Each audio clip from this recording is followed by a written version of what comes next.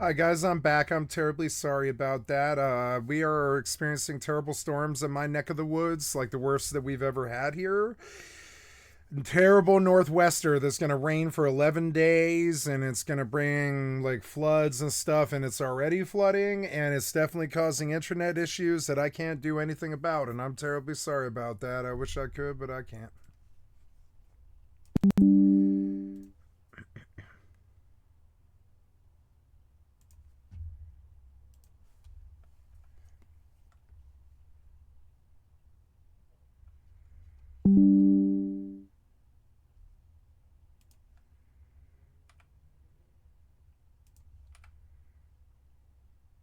See, down here you can see the flood warning starts soon. Yep, flood warning.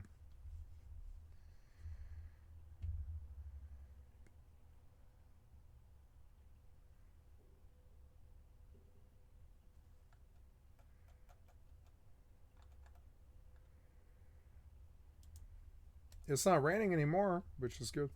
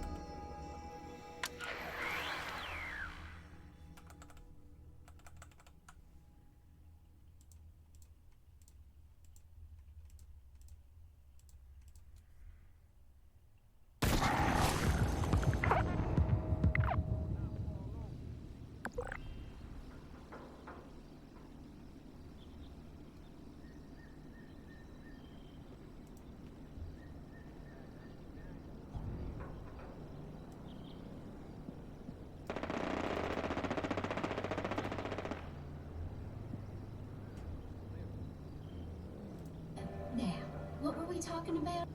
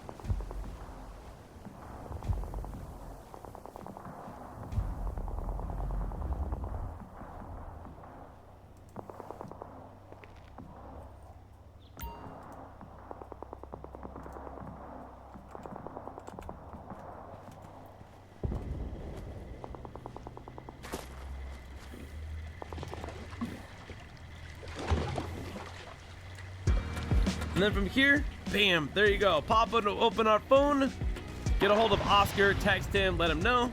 Dude, we're done. That is it. And the previous video to this is walking you guys through the easiest and the fastest method for the very first one, up and running. So that goes over it. You guys, this is how I do it, and this is how you should be doing it from now on, completely solo. You don't need a bunch of people to help you out. This is literally one of the easiest setups that they actually gave us here, and I'm going to be walking you through every single one of these individually, so make sure you guys are staying tuned. I can't do anything.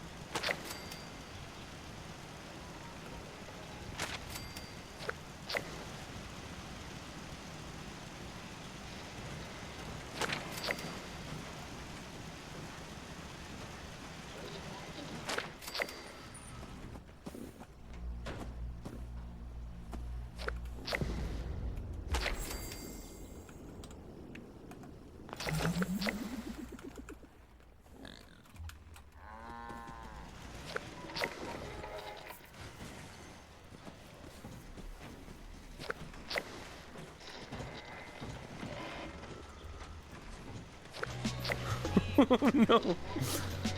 Oh no. Oh, we're good. We're okay. All right, we can do this silent sneaky. Pop that guy in the face and that guy too, dead. We're gonna go over here right off to the right. You're gonna see targets. Try to do this silent sneaky. Bam, got him. If not, you can see me. I go for the headshots. It's the best. Now this time, watch this. This guy didn't even notice this. He's like, done deal. It doesn't matter if we get caught. This guy's probably gonna see us. I could have shot him. Doesn't matter. We're already in the plane and we're taking off. You guys always go for this airplane right here. It's gonna be the quickest, fastest, and let me show you the safest method. Now, all you gotta do right here, I noticed a lot of players are having trouble struggling with this mission in particular, which is why I'm gonna show you right now. Once you get into the airplane, start flying low down to the ground, okay? So just watch me go here. Just fly low, that's it, the whole time. Don't try to fly through the air. Bro, they're gonna be shooting missiles at you and stuff. You don't want that. You wanna stay away from that danger. They're missing all those missile shots. Just cause I'm flying low to the ground. I don't know if you guys knew this or not. That's all you gotta do for this. Super easy. Fly low to the ground. And then for this next particular part, all we really gotta do is just fly around in a little bit of a circle here until Oscar can shoot all of them down with the missiles. Bam, there it is. Now all we gotta do is go ahead and hold right on the D-pad. That'll give you access to dropping some bombs. And then from there, we just gotta go ahead and hit up these 5 targets. So there's 1. You can do this in any order that you guys want. There's 2. Notice I like to fly low to the ground. And right before you get to your target, start dropping bombs, okay? Like 10 feet before your target, like start dropping bombs, or 20 feet. Just so you make sure you get your targets. Bam, just like that. We've got all of them. Now all we got to do is take this vehicle and fly it back to the airfield. Now there's another airplane back there, but you guys don't need to get it. And then from here, bam, there you go. Pop it, open our phone, get a hold of Oscar, text him, let him know. Dude, we're done. That is it. And the previous video to this is walking you guys through the easiest and the fastest method for the very first one, up and running. So that goes over it. You guys, this is how I do it, and this is how you should be doing it from now on, completely solo. You don't need a bunch of people to help you out. This is literally one of the easiest setups that they actually gave us here, and I'm going to be walking you through every single one of these individually, so make sure you guys are staying tuned to the channel by subscribing, hitting that like button, and turning notifications on as well. Go check out some more awesome videos about Grand Theft Auto and other awesome things here on the channel, and thank you all for watching. My name is Graveside the Green Alien, and I'll see you in the next one, so peace!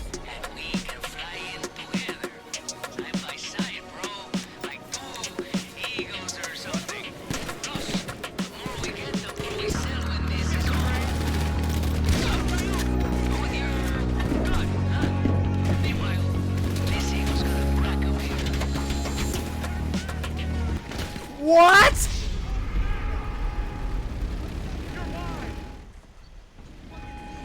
Mierda, Emperor's getting ready to send backup. Watch your back.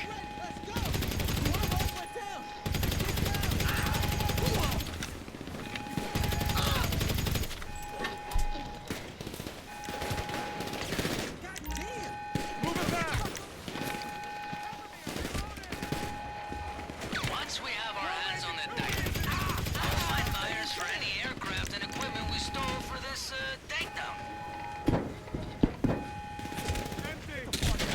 Aha! I see you on the radar.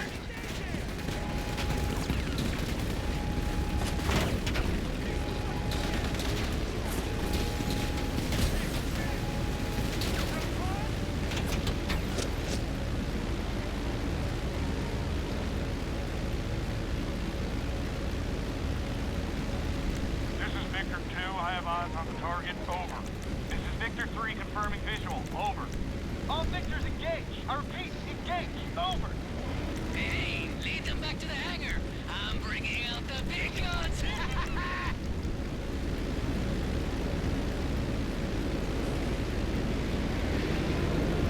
Hey, how's your skills? Pull some evasive maneuvers. They can't target you if you're dodging and diving. Don't worry, there's sick bags by the sea.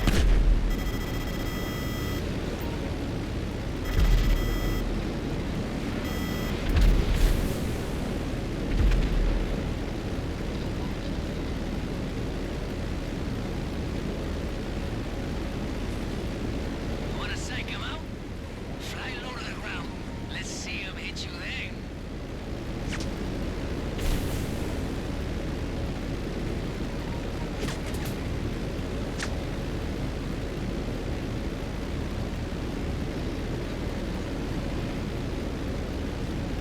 Ah, I missed this.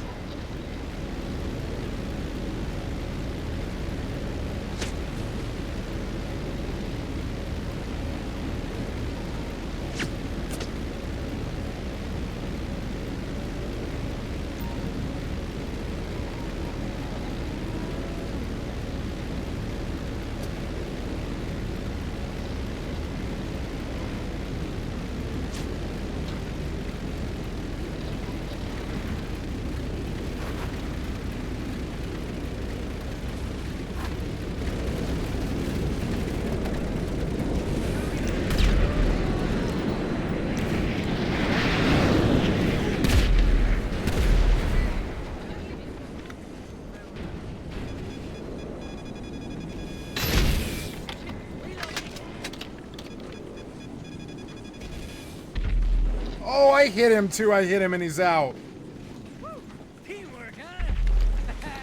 That's what you're supposed to do. This guy's an idiot. That was special. Hey, you wanna test out the Mogul's bombs? Got some coordinates for an Eberhard weapons cache in the area.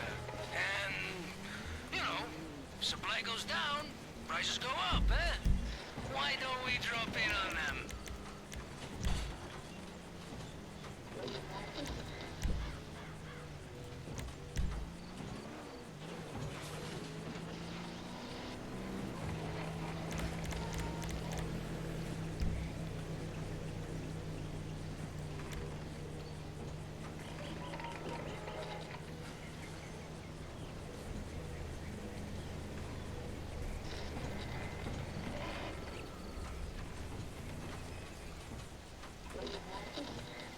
GTA Online, how to drop bombs in a plane on PC.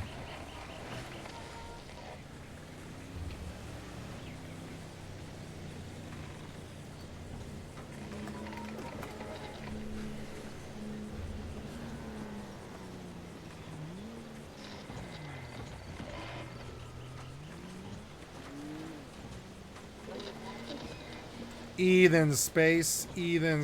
Okay, let's see if we can do this.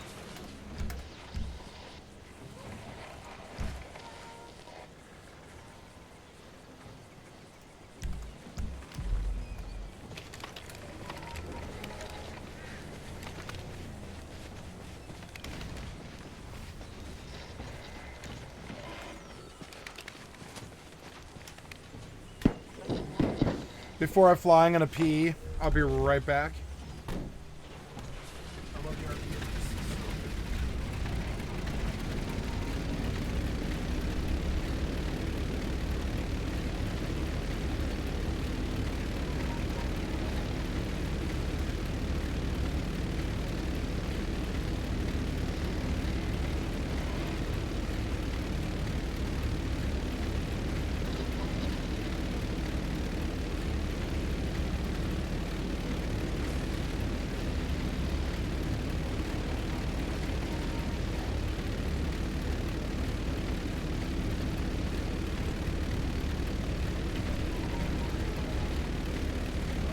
Okay.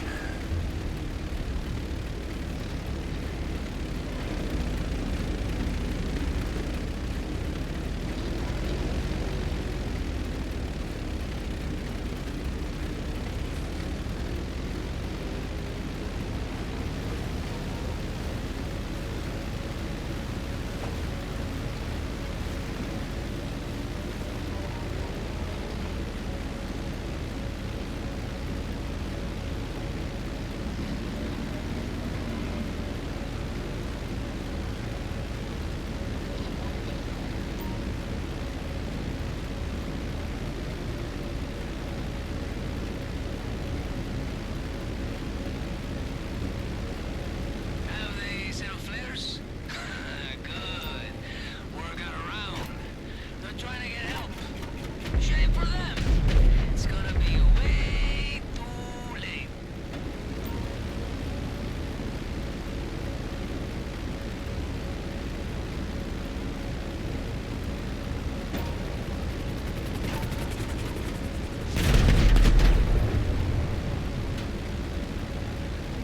Fuck, I didn't get him? I didn't get him. How did I not get him? What the hell is that pink shuttle?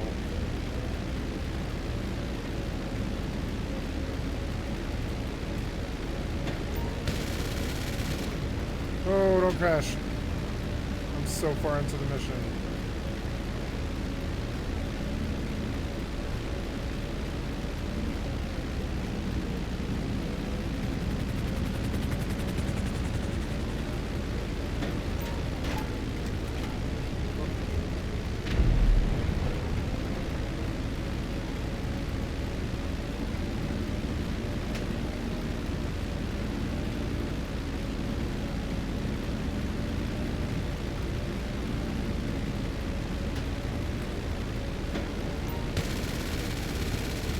They wouldn't do it. They wouldn't do it.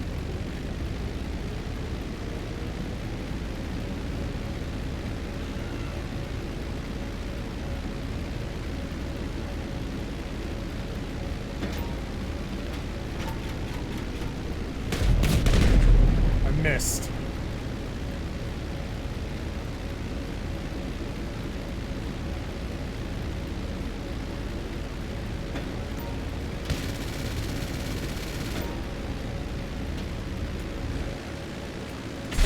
Oh.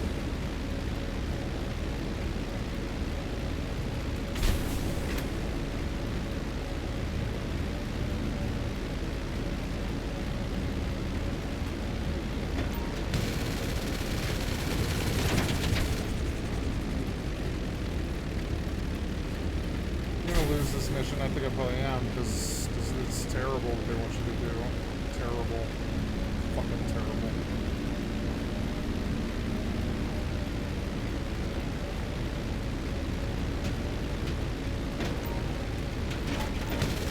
I can't seem to get the bomb open. There, I got that one for some reason. Nice.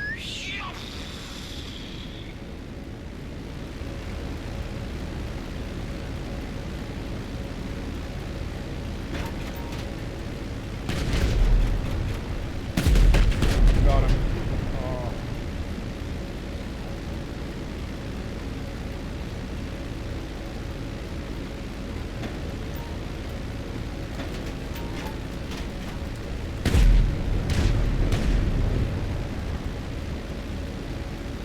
Nice hit.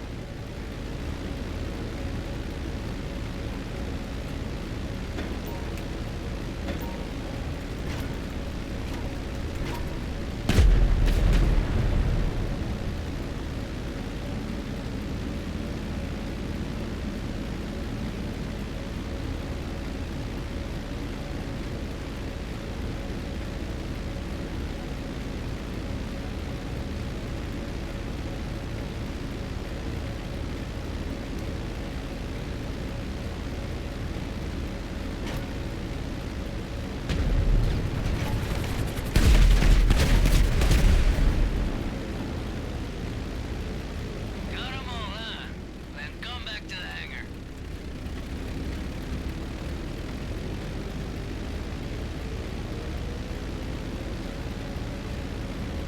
Got it.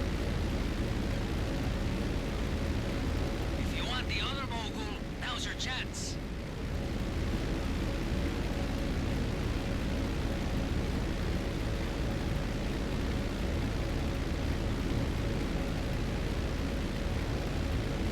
These moguls will keep us a little safer when we're on Eberhard's radar.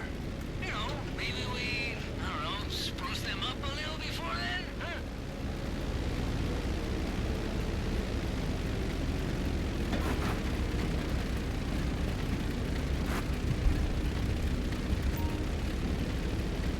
Hey, show me a text whenever you want to wrap this up.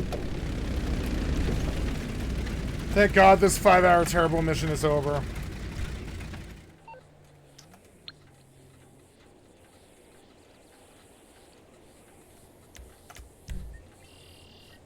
That's one it over.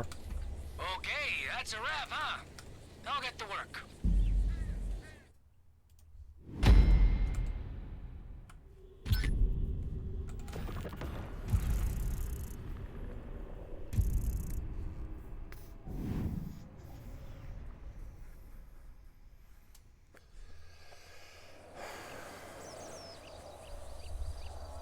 Oh yeah.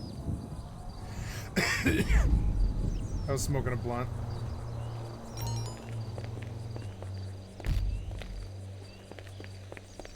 Answer the payphone today, learn about No Way, and bring down the surveillance operation threatening Los Santos. It seems like political commentary about software developers.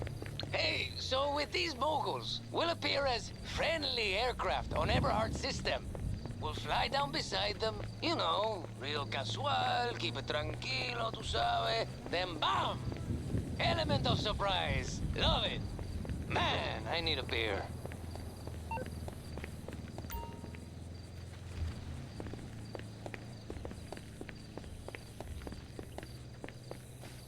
Yeah, I want to go back to the bunker and go on about my Grand Theft Auto business and come back to the next mission later.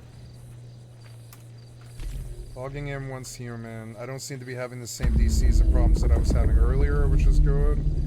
Disconnecting always causes me windsock errors.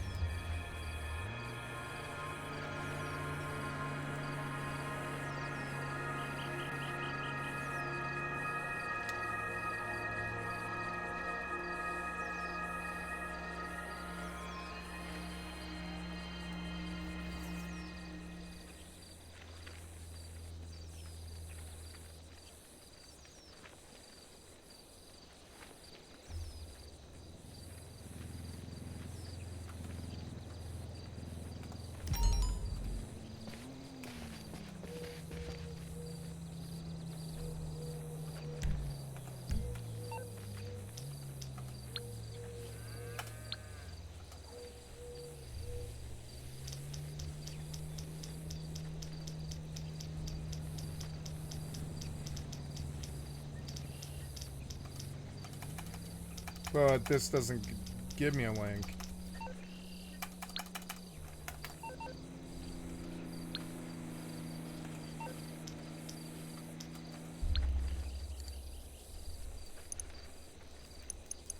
But this doesn't do anything. Are you aware of it?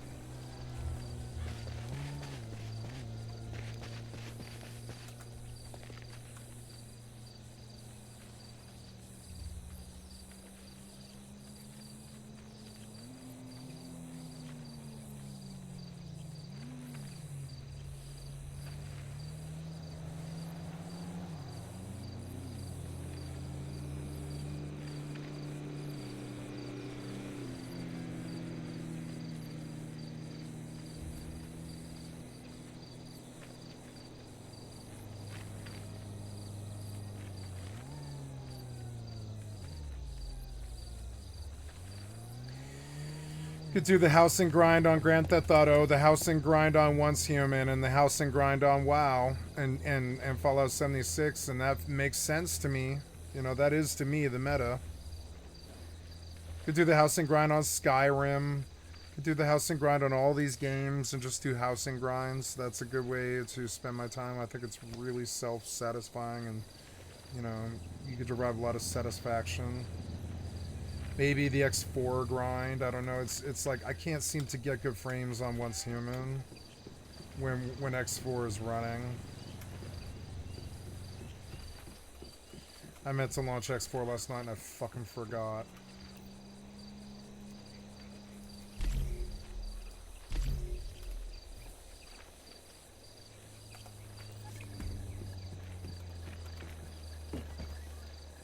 Oh, Josh. Nail, claim all, delete all.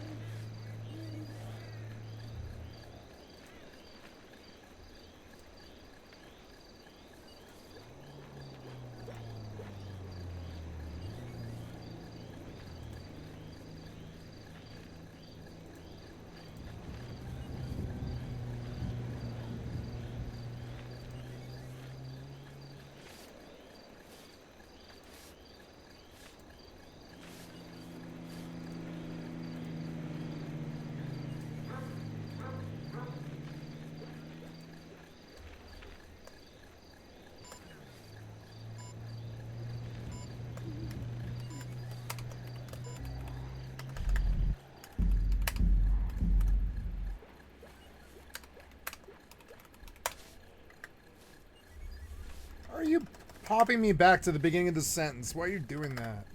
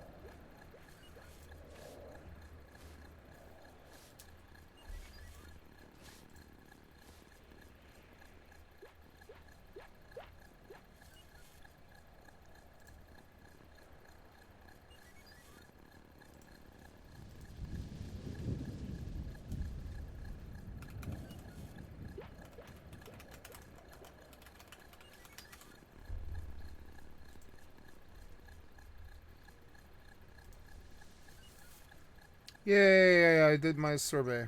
Delete all. Oh, I DC'd out. Okay, that's okay. Took me a while to give them honest answers.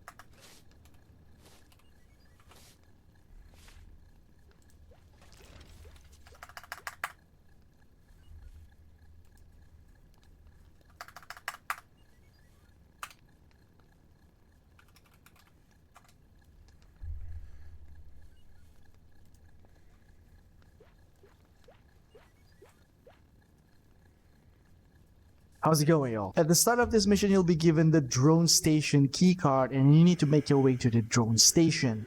Once you're there, you want to interact with the keypad to unlock the door and enter the drone station where you'll find 4 drone controllers. If you have 4 players, each of you can get into these drone controllers. If you're solo, just get on one and just follow my route here to hack 4 servers. Madrazo's guy said he left everything set up. Should be good to go. You know how to jack in or jack off or whatever, right? Alright, I'm seeing what you're seeing. Madrazo's guys say the drone controls are pretty sensitive, so gentle movements, you know?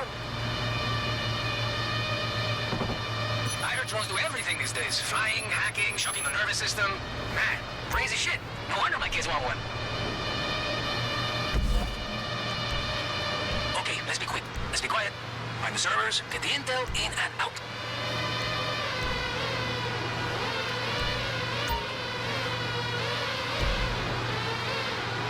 So this is the first server. You just have to aim your drone towards the server. As long as it has line of sight and close enough, it'll automatically progresses. You can keep track of your progress at the bottom right of your screen. So for the second server, I'm just gonna go back upwards and you can see me once again enter from the rooftop to the second server. Also, you have weapons here. You have shotgun and also machine gun. Don't forget to use them. Got it. Got a little favor from an old friend.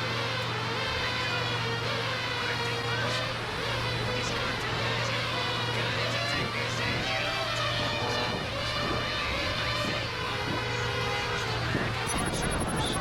We can know everything we can about this raid. Just gotta get the drone close enough to gather intel.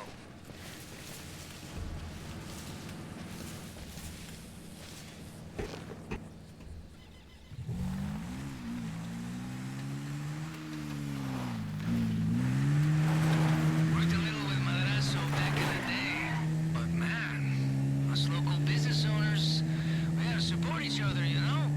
So long since we made contact, he thought I was dead. I was like, no way, bro. My doctor, she says I got at least 5 more years before I'm threesome to death. No sweat. What are you talking about?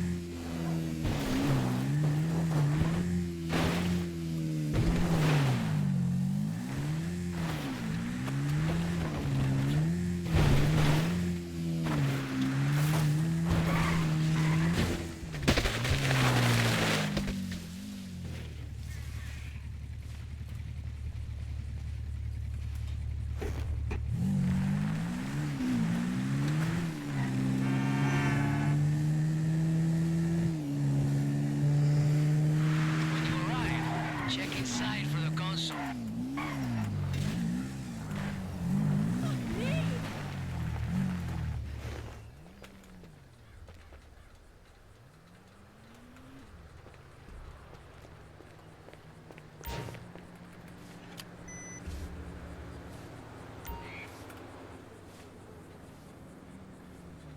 Oh, they didn't make me swipe? Or said crack? Nice. Madrazo's guy said he left everything set up. Should be good to go. You know how to jack in or jack off or whatever, right?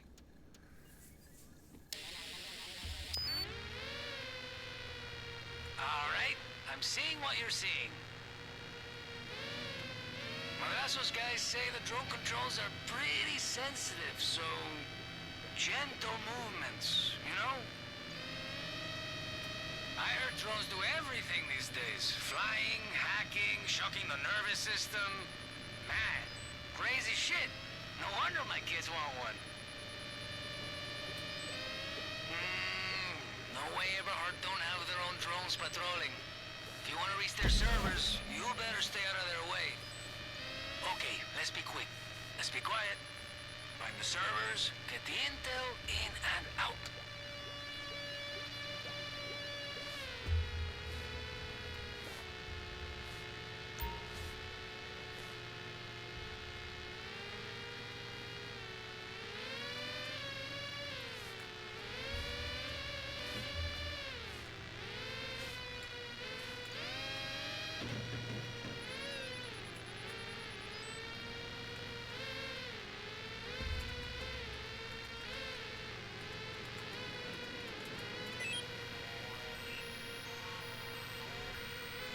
Okay, Madrazo's man. He said get up close and maintain a line of sight with the server.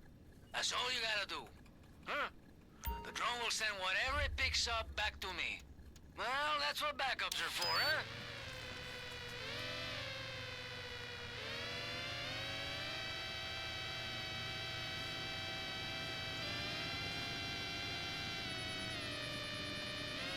Did I destroy my own drone? Because I was kind of hovering there for 15 seconds before anything happened, and you didn't indicate that I was taking any damage or hit anything. You just canceled me out, and I think you glitched, piece of shit developer. I think it's you. Just saying.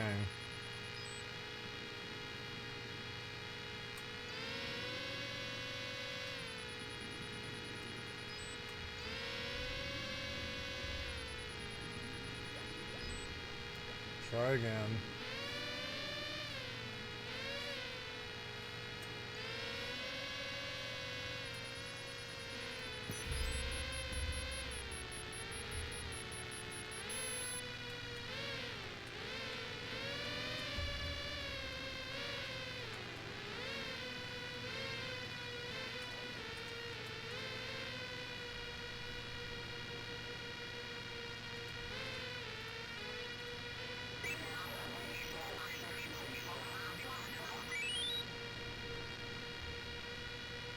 That's it.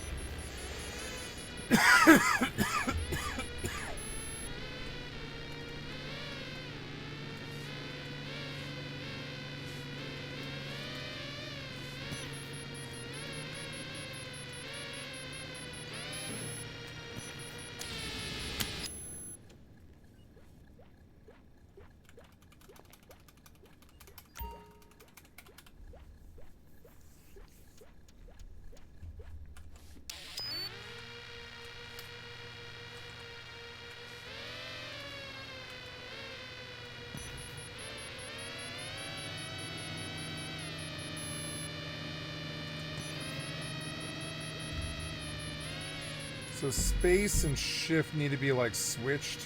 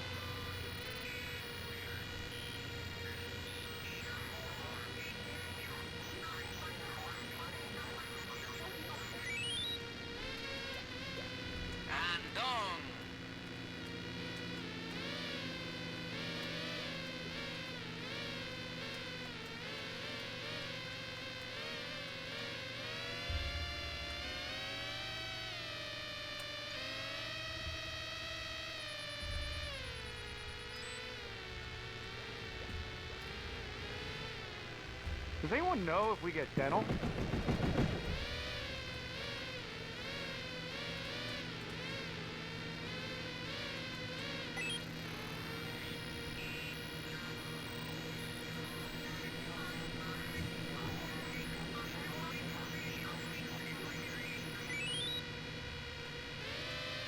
Got it.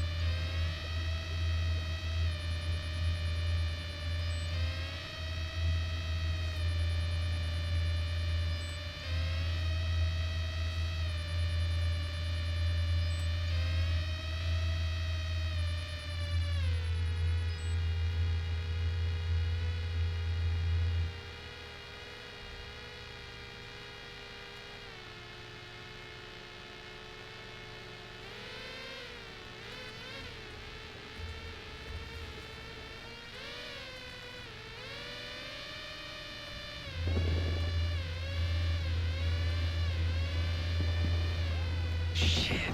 Maybe we, leave it alone and try again in a minute?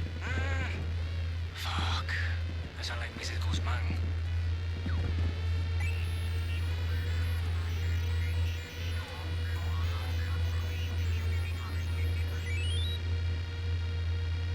Hey, I got it.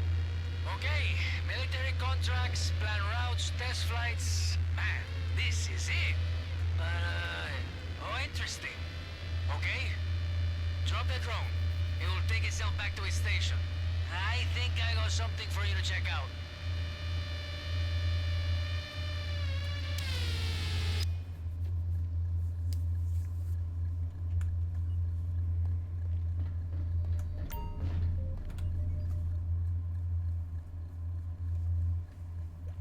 Pay me and stop. Pay me and stop Sending this. the cargo's last known Oh, location. really? Fucking lame.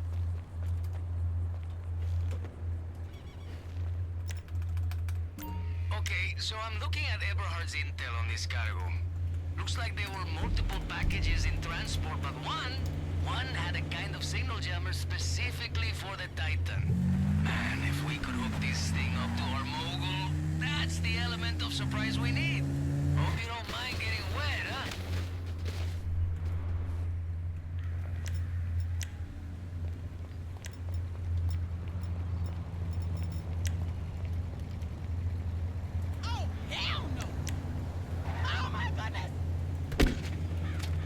You got sea legs? I never really got what they were.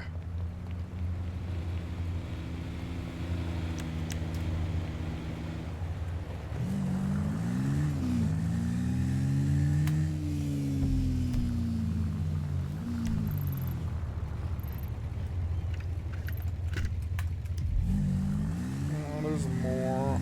That should have been it. Me? I get sick as a dog on the water. All that rocking and bowing. No.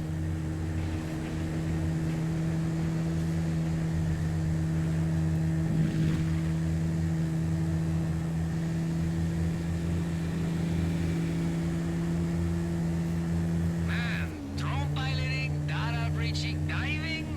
It's like a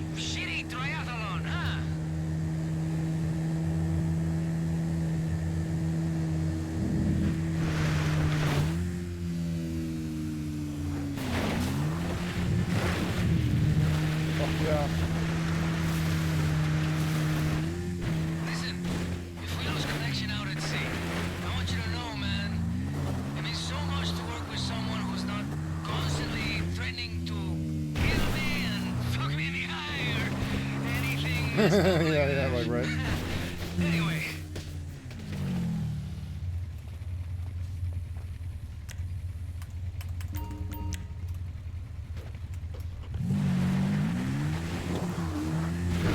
Oh, this little helmet.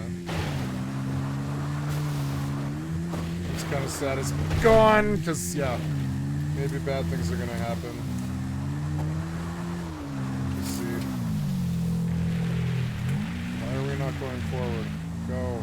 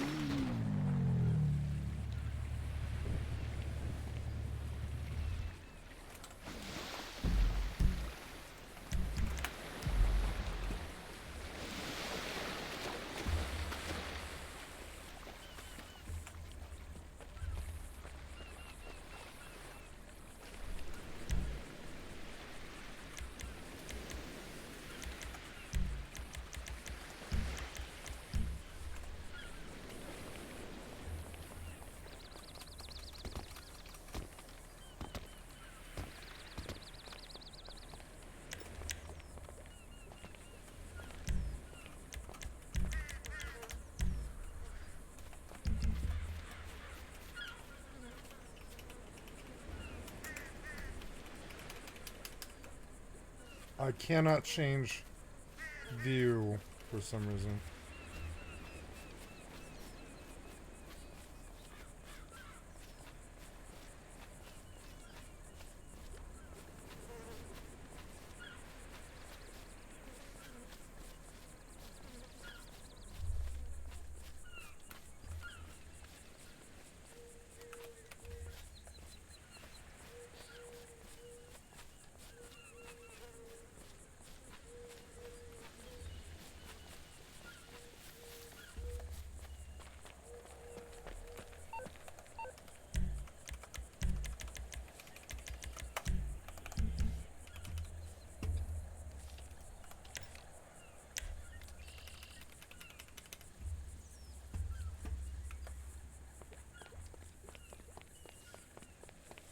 I don't know why I can't go in first person, or I would.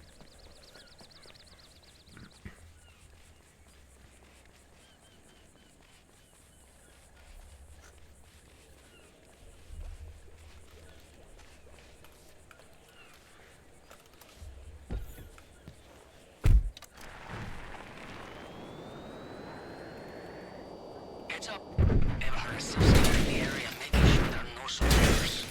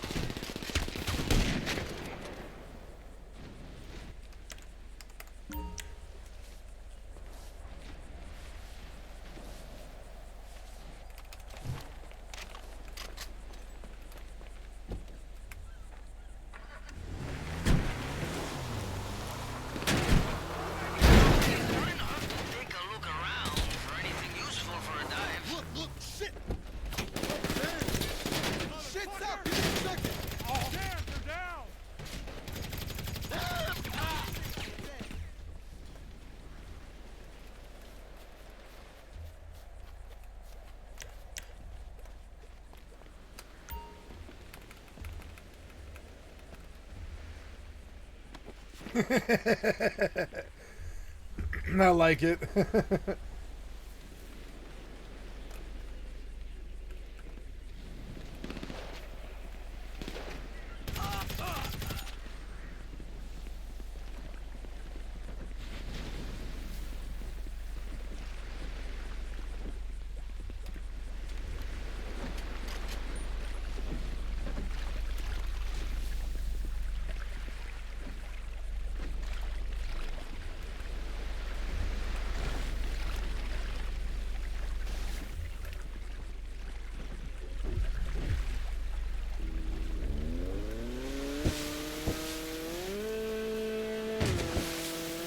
Hey, I hope you don't get seasick, huh? I get really seasick. That's why I fly planes. Okay, when you're in the water, search the sea floor for signs of the cargo. Oh, and if anything swims up to you, punch it in the face, eh? Either helps or it makes it very angry. I can't remember which.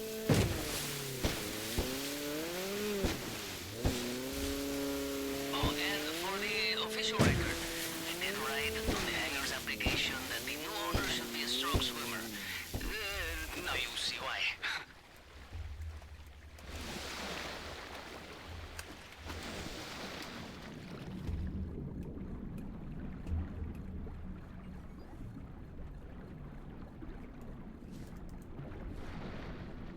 I don't mind being in the water, you know? But like, not all the time. Hot tubs, yes. Ocean, man, hard pass.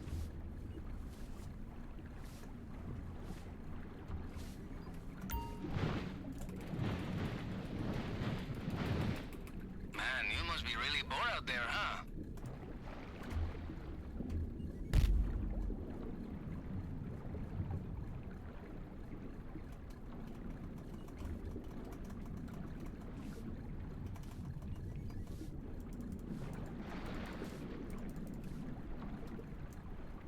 I was going to say you should check in every few minutes and let me know you're still good, but I guess with you, no news is good news, huh?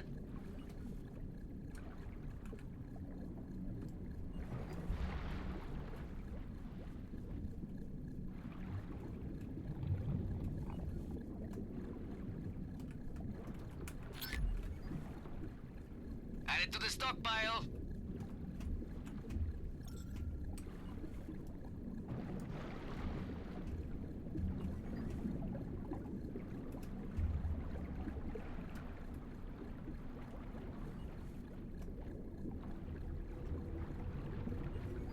Hey, don't swallow that water, huh? The water here is worse for you than smoking. Man, I need a cigarette.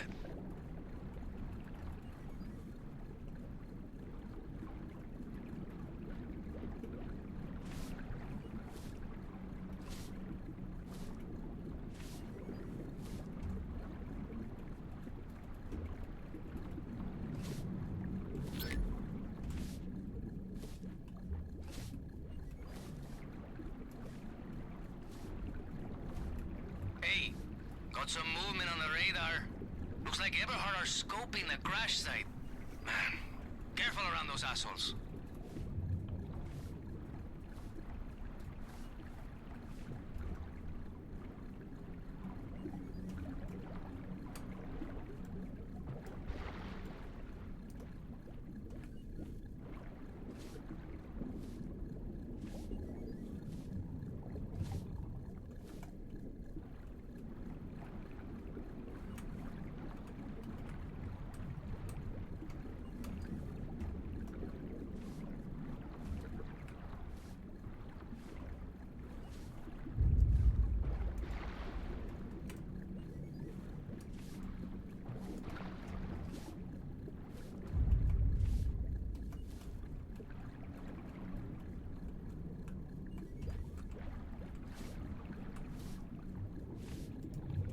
House. Once you're there, you want to dive down and search the area for the cargo. You need to find 4 cargo. So you want to be going to the bottom of the seabed where I'm going right here. You want to go to the really deep area instead of the shallow ones. and you'll find this shipwreck. So you just want to search around the shipwreck level area. Just move around and you'll see a green dot on your minimap. You want to go and pick up the cargo. I'm going to be showing you all the other cargo locations. You can keep an eye on my minimap on where my location is within the yellow circle. Also, there are going to be sharks there, so you want to be careful. If you got attacked by one, just simply hit melee, press circle, and basically you'll get away from the shark.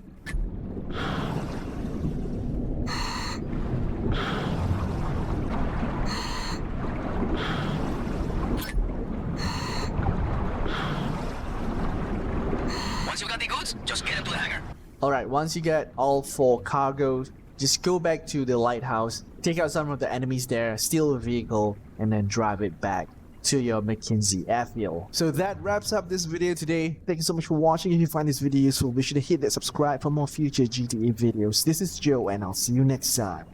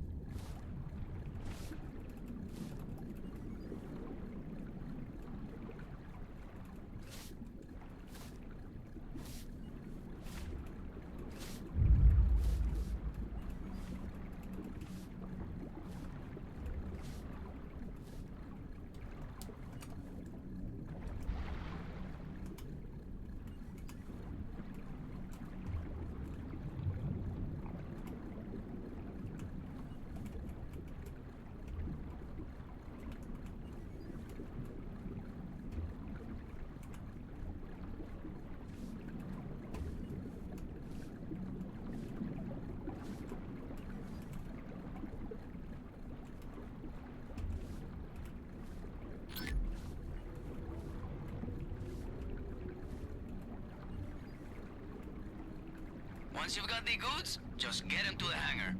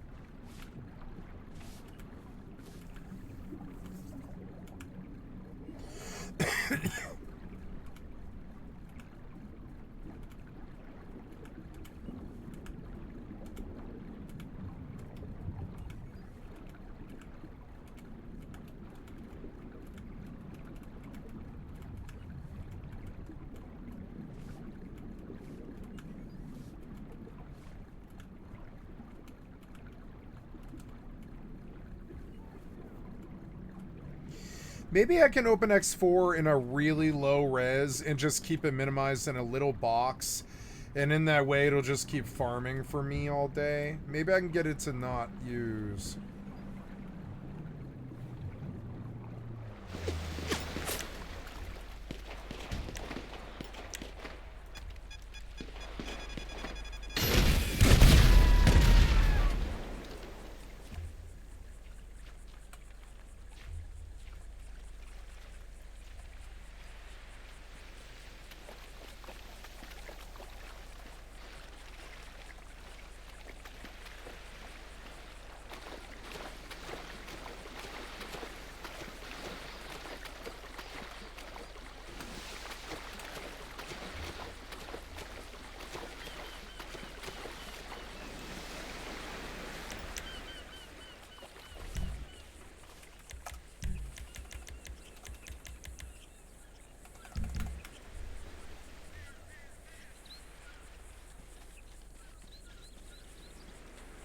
Damn, Scuba Steve, you should change clothes.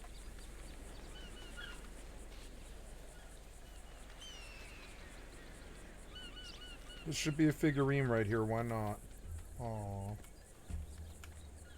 That's such a good spot for a figurine.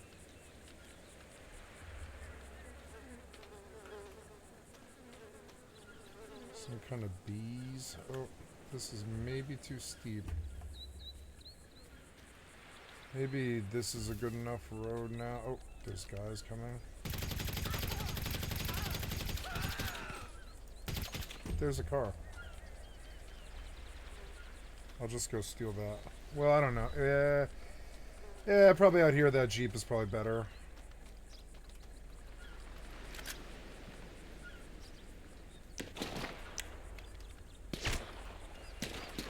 Run away. Gotta reload.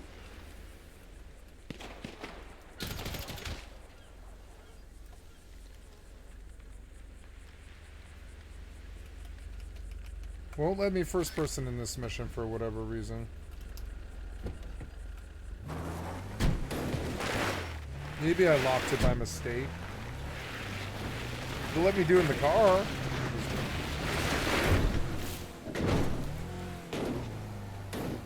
Come on, man, it's a Jeep. It's got a little bit of forward torque. Let's go. It's a Jeep. Come on, man, it's a Jeep. Are you serious? You can't do this? Oh, my God. It's not even that steep. Let's go.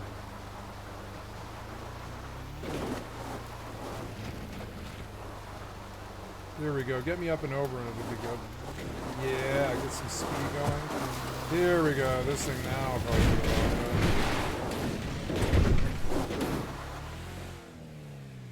Oh. Oh.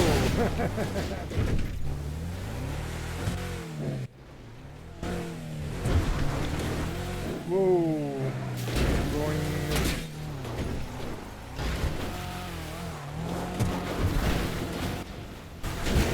Oh. Landed it. Corkscrew.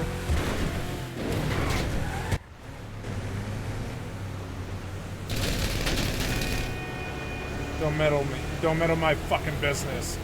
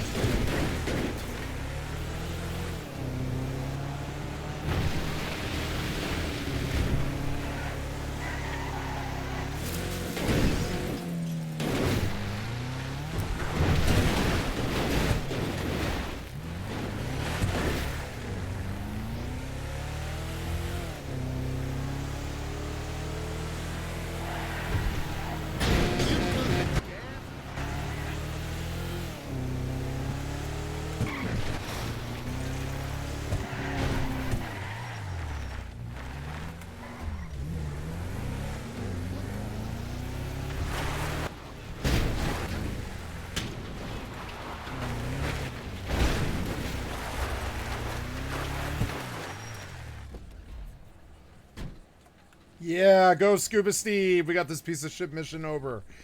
Yeah. All right, now we're cooking, eh? Yep. Oh, gotta go to the fruit shop now. And this and the casino. Oh.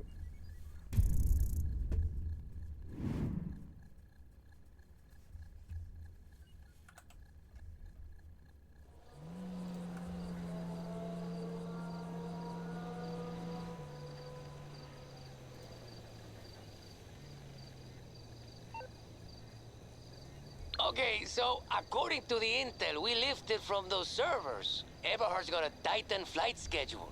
Some warm-up for a big military show and tell. So hey, if we swoop in there and take their biggest asset, we debug these guys, huh?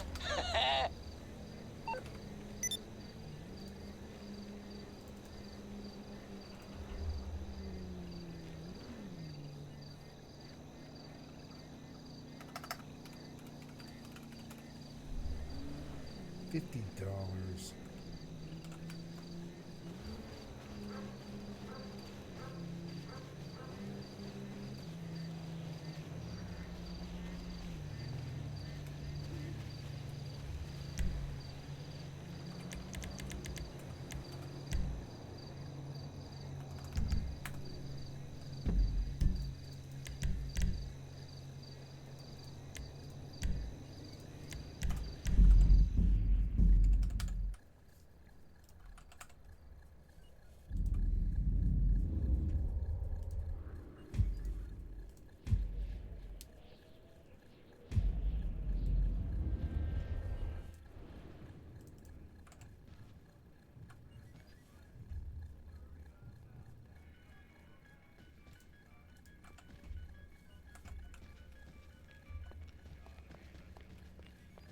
See ya.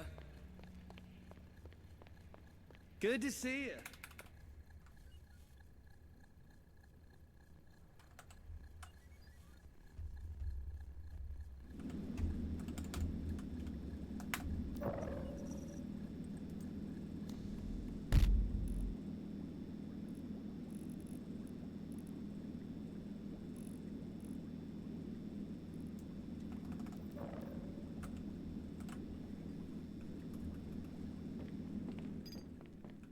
Busy, busy. Why is there a pig with a chainsaw on your back saying sniff, sniff? Oh my god.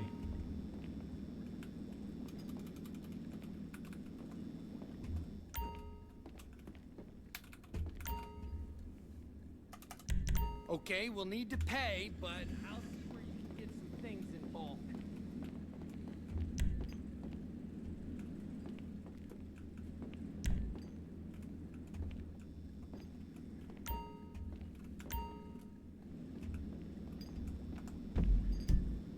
Having fun?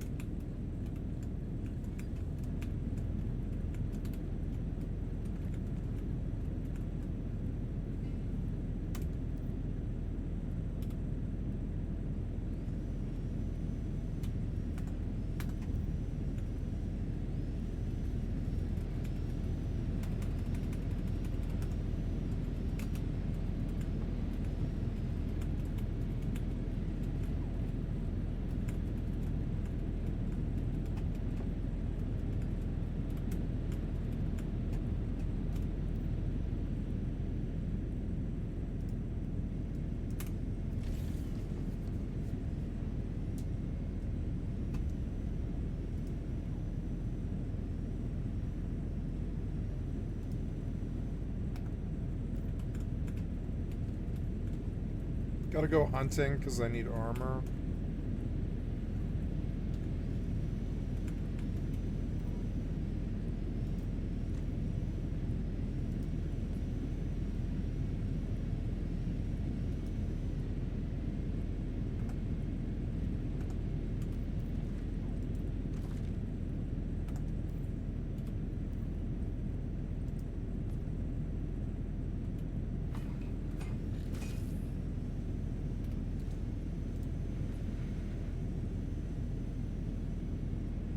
Yeah, I gotta go hunting for like 3 more pieces of armor. I know there's deer down by their houses. It's nighttime, it's like 3 in the morning. I might actually prefer to wait for sunrise here before I leave.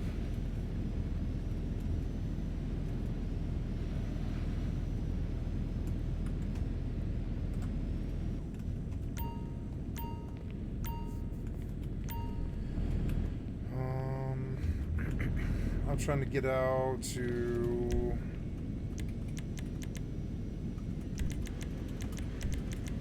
Yep, I'm out of body armor, huh? Okay.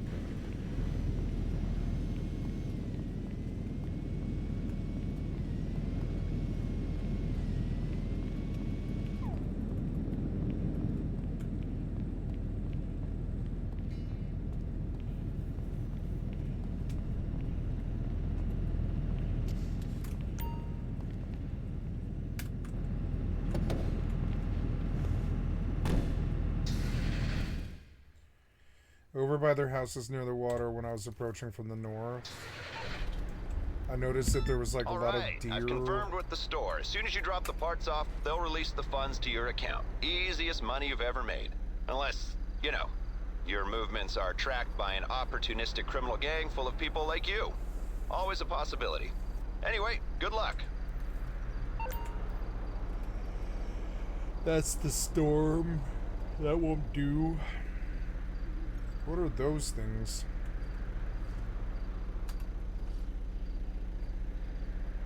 Oh, they're just Stardust ore, I guess. These are good to get, but I mean, I'm not here for these. I'm here for deer. Until I have a specific need for these, I'm not going to worry about those. I'm after deer. Oh dear. Lychee bun. Sounds good.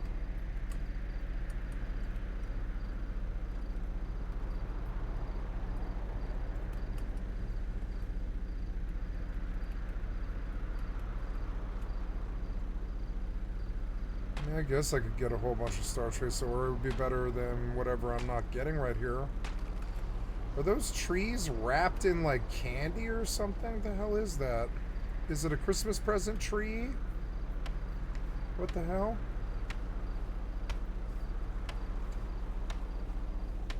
Snowflake decor. Christmas trees, huh?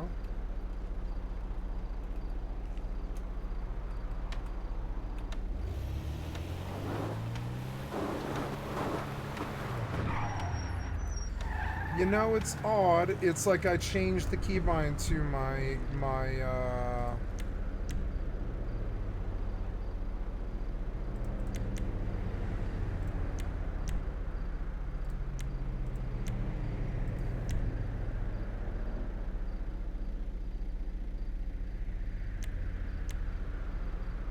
interaction menu.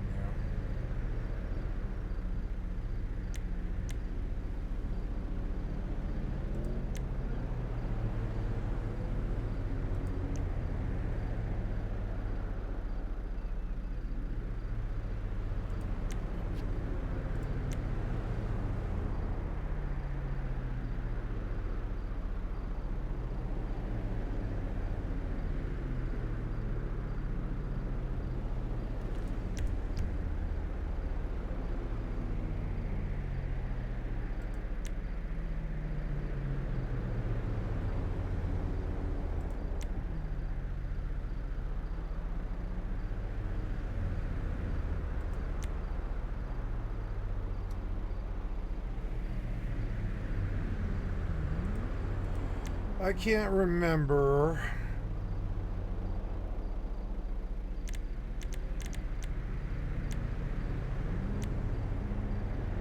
My Z key has been unbound somehow.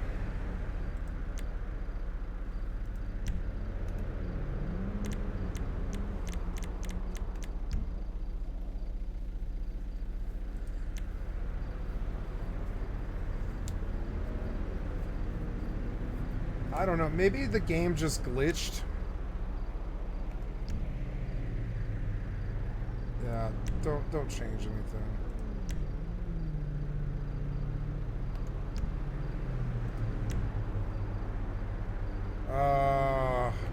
I don't know.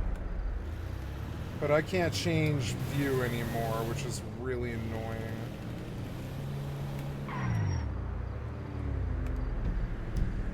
Seems odd.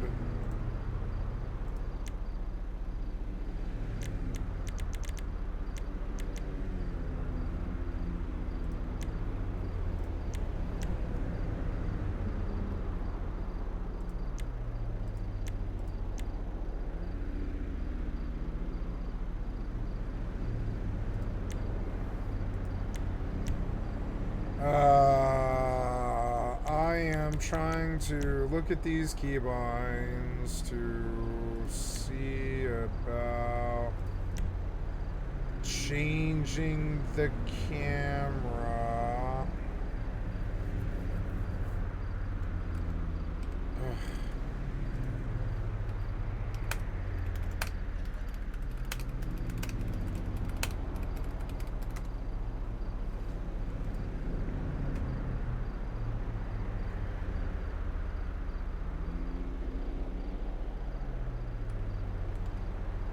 Okay, so you say interaction menu.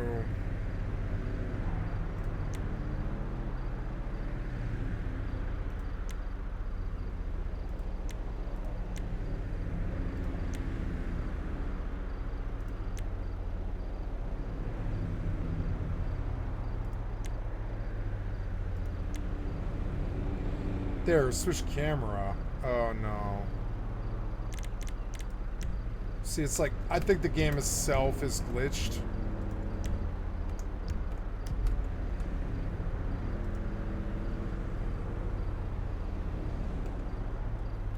Yeah, but I rebound that key.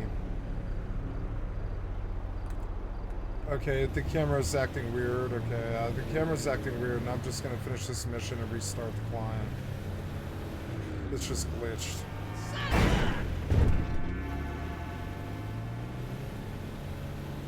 4 miles. What am I at now? 250K.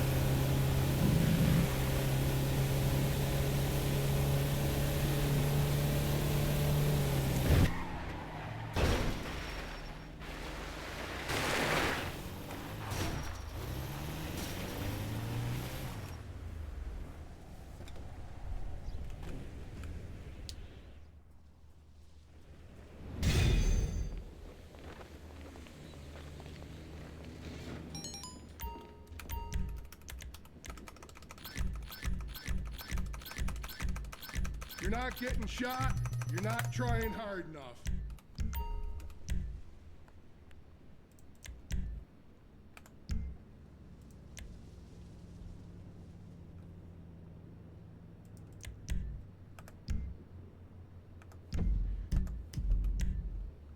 Oh yeah, so now I guess I will close the client because it's got some kind of glitch, or I have to fix some kind of keybind thing that's screwing up. But in the meantime, yeah, just restart this client.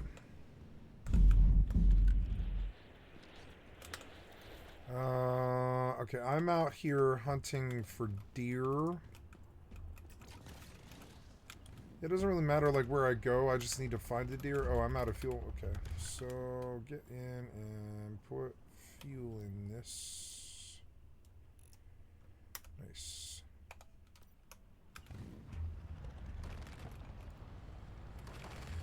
Gonna look around for some deer. Oh.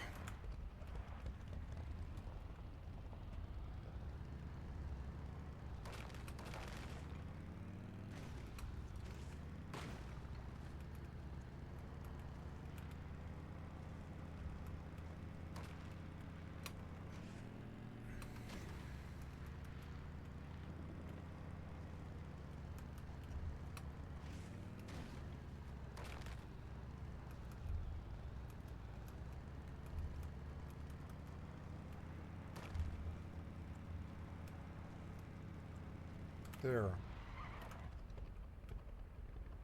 Lots of deer.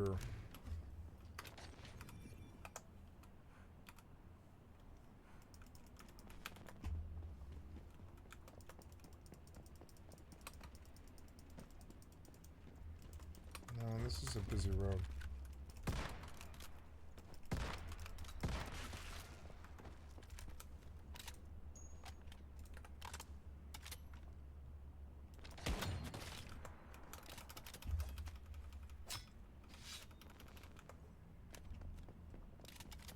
Oh good, with the large amount of purple, I'm getting more off these. That's an interesting base setup. What is he doing? Oh, it's a zip line that runs across the street. So we can just cross the street. Huh.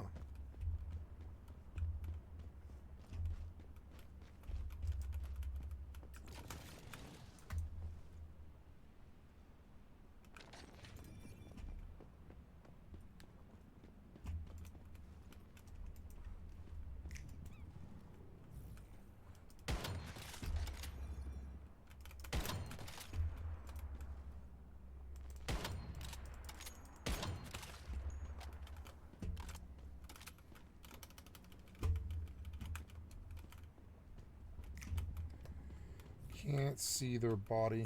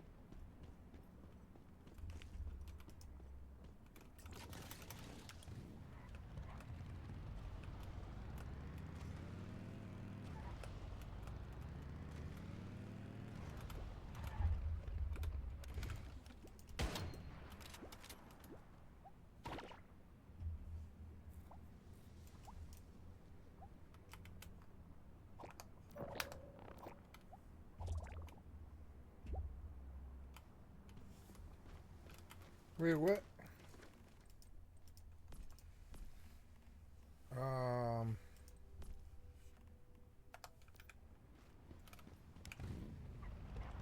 See, I don't know.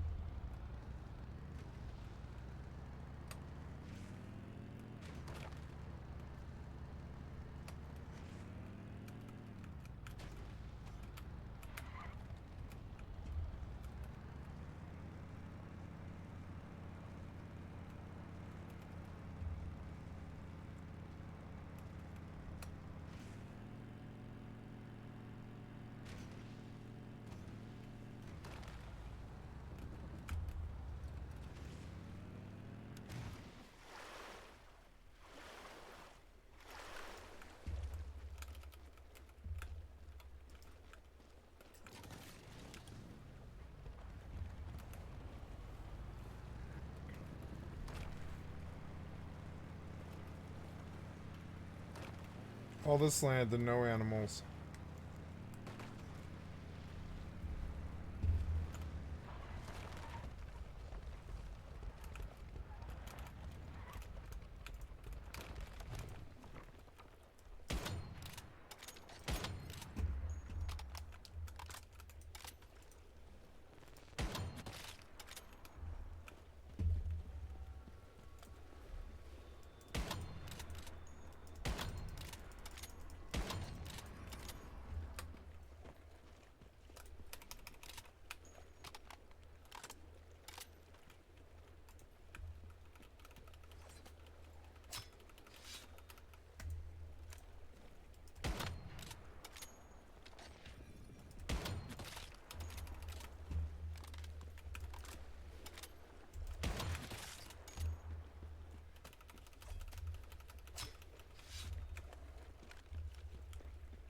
Got 8 highs. That won't do for... 8 highs won't do for what all I need to do. I probably need like 12. Probably got to keep going, but I'm gonna at least get like that stuff.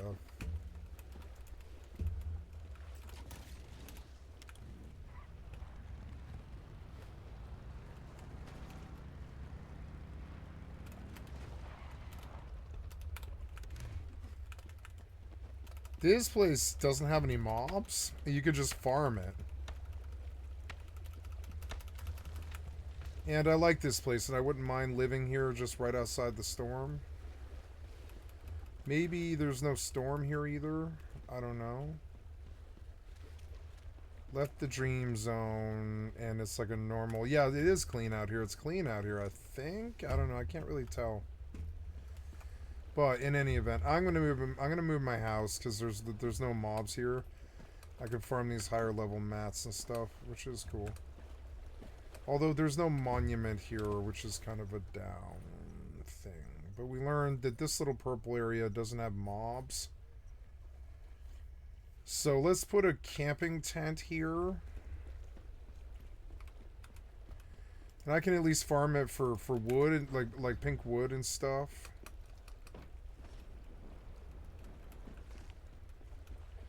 And there was deer. There was like deer in here. And there's no mobs attack me, at least not yet. I forget what those things are.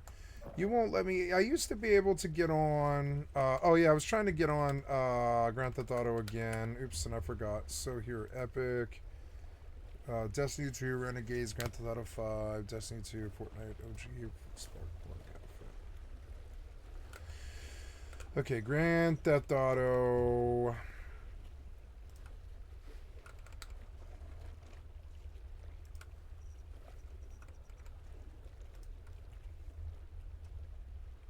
Free games, Dark Side Detective. Yep. Polyclassic Wild.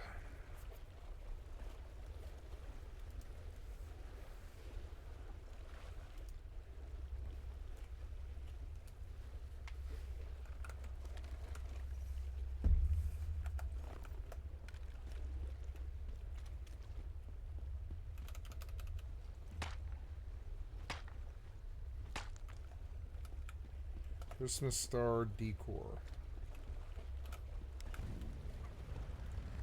Still need more deer, but pink trees are also something that's really helpful because it helps me make ammo.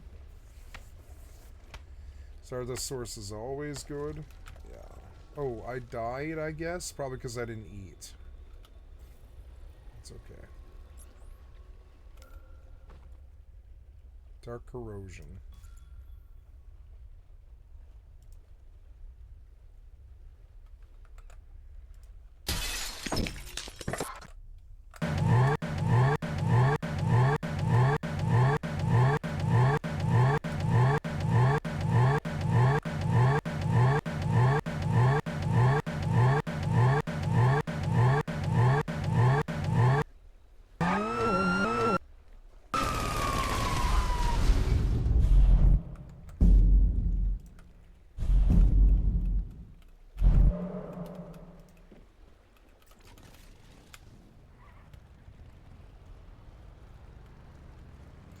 I'm learning that I don't need to eat and drink. I'd rather just die. Eating and drinking is fine, but it's like good for when you're like trying to run a monument or something, but it's like worrying about it all the time is starting to really annoy me.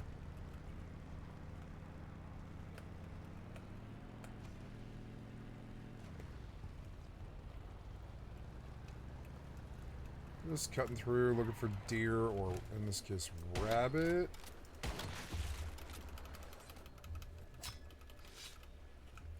And now I only got one off him. I have some rabbit fur. So that does get me like further towards what I'm trying to do. It's good. Oh, gotta make sure that my phone is where I can get to it. Yeah, my phone. Let's see. Is my phone making a light? Is that what I'm seeing?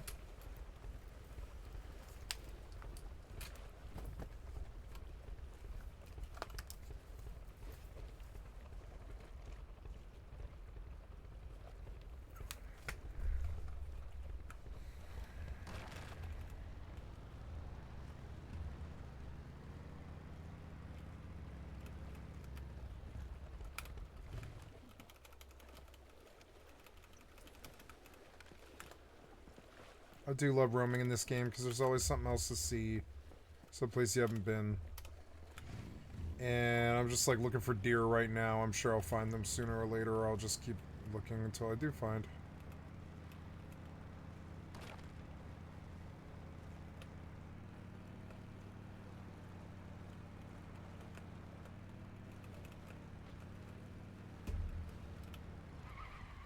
That's a low-hanging fruit thingy. I'm just gonna go get that.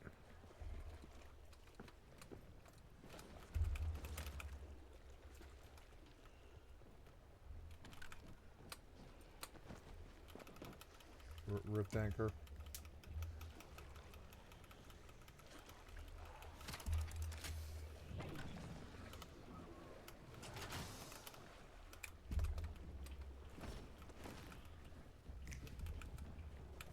Oh, it is a box.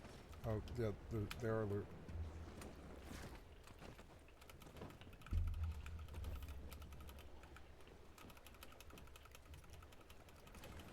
That doesn't look too good.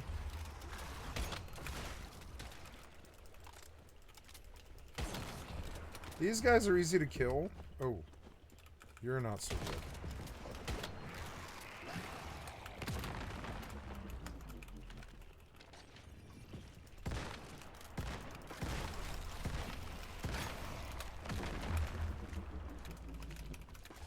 Oh.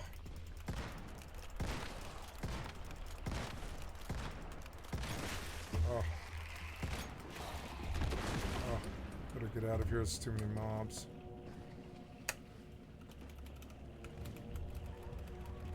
But this place is awesome.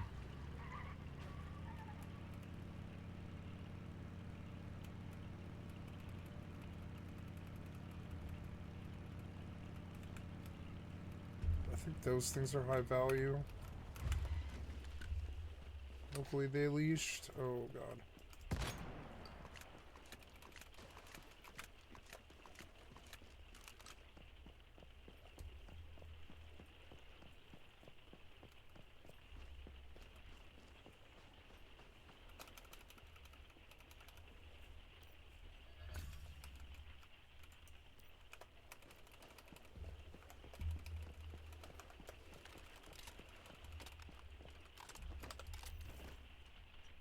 Oh, there's a teleportal.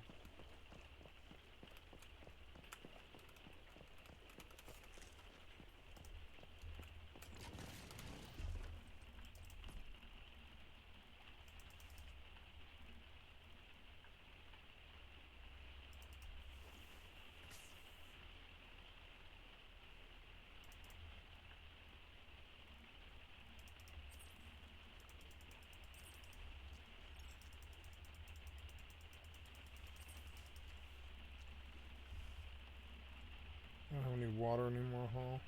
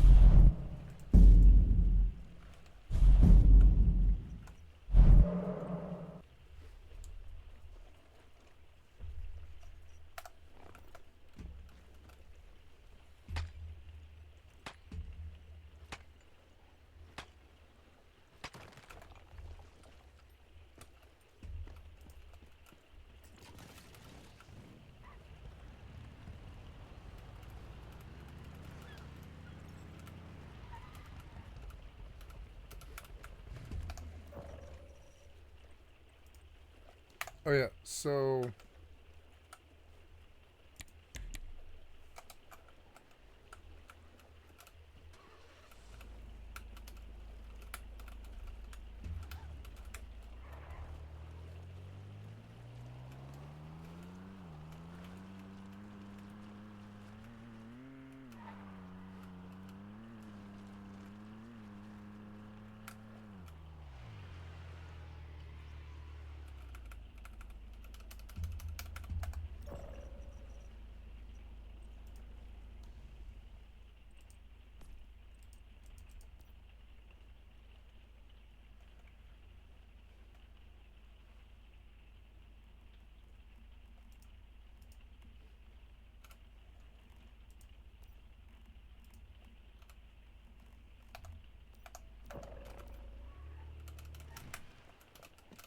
Oh, thank God.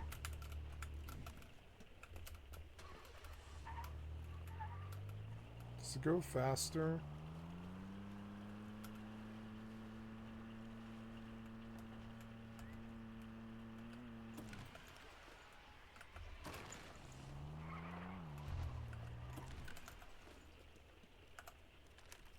Cool. Good to know. I didn't know. Oh, that's better, maybe. Unread mail.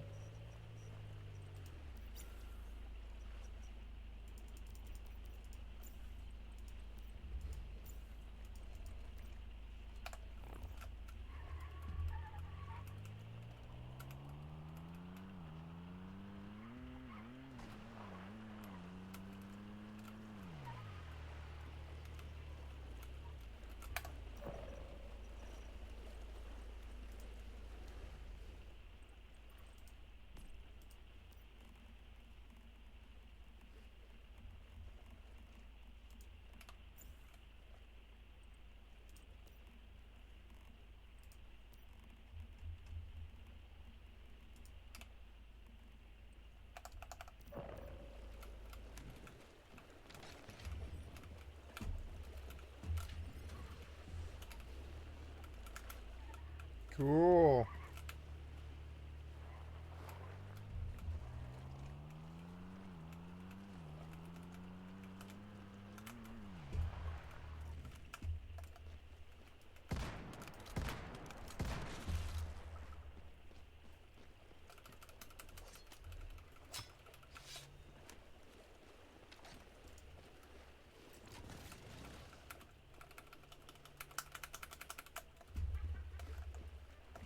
So the car, I don't know.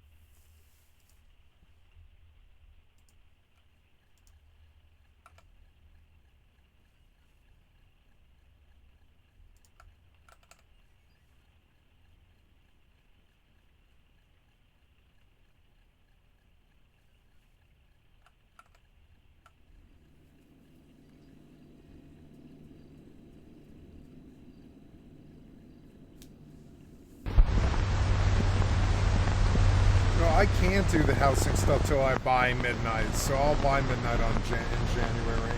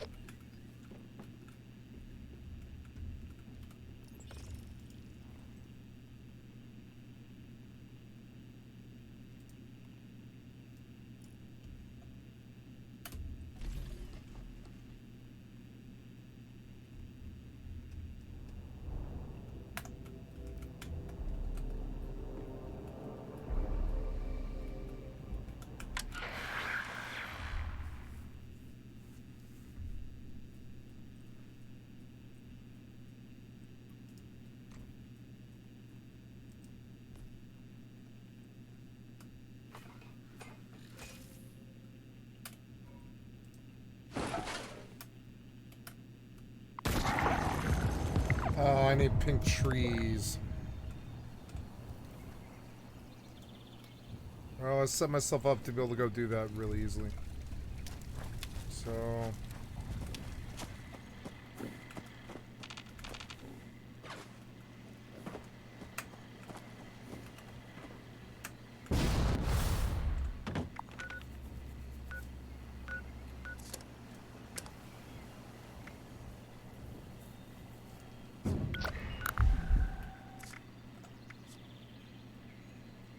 Looking on.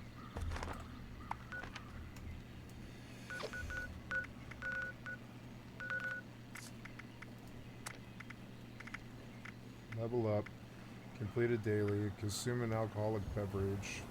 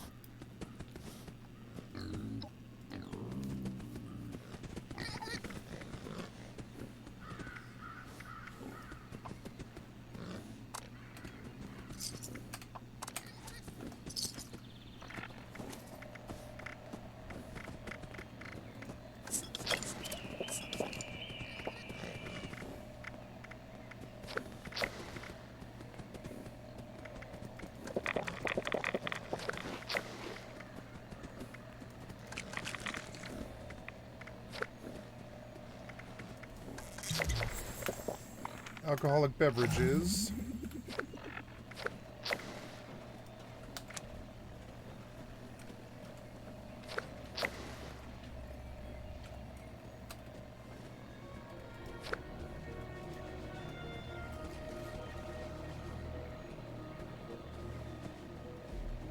Oh yeah, I passed out from starvation here, I forgot.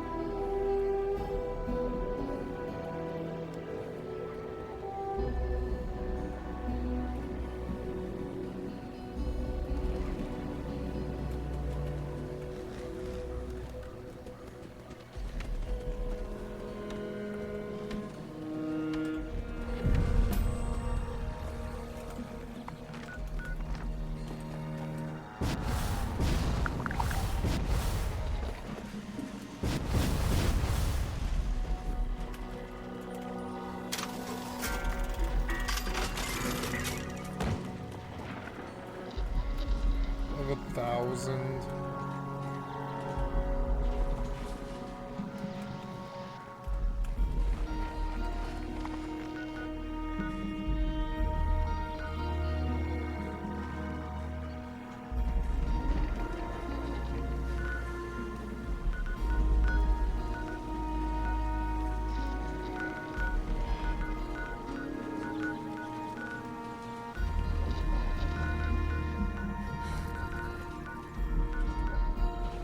I like this soundtrack more than Skyrim.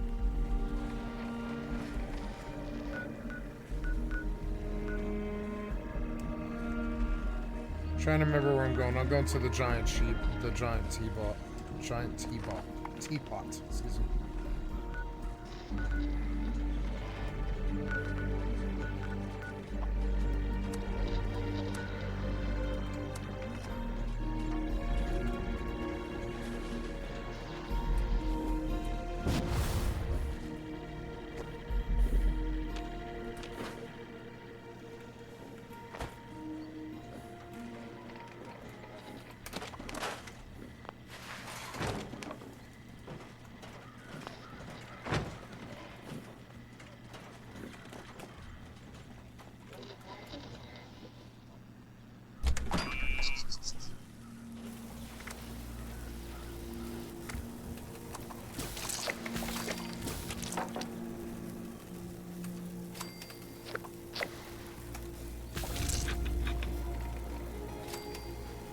I think my macro is missing something for spam F. I think I also want to...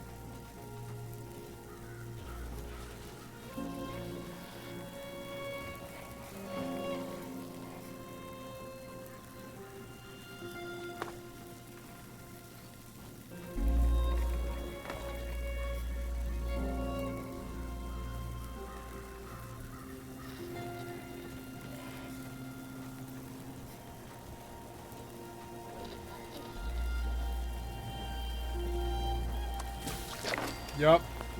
Better.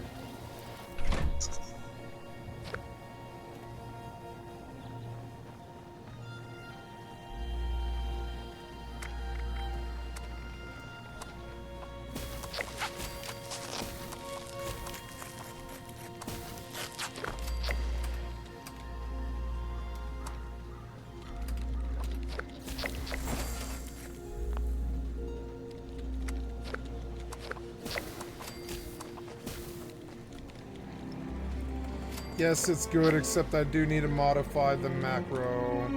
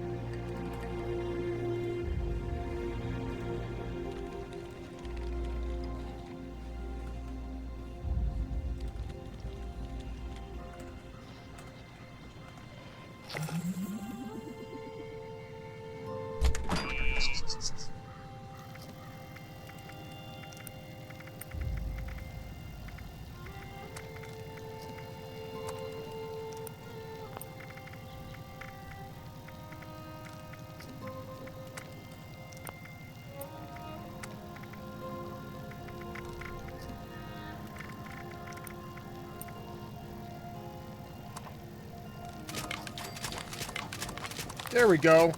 There's the macro I'm looking for. Look at that, it just charges.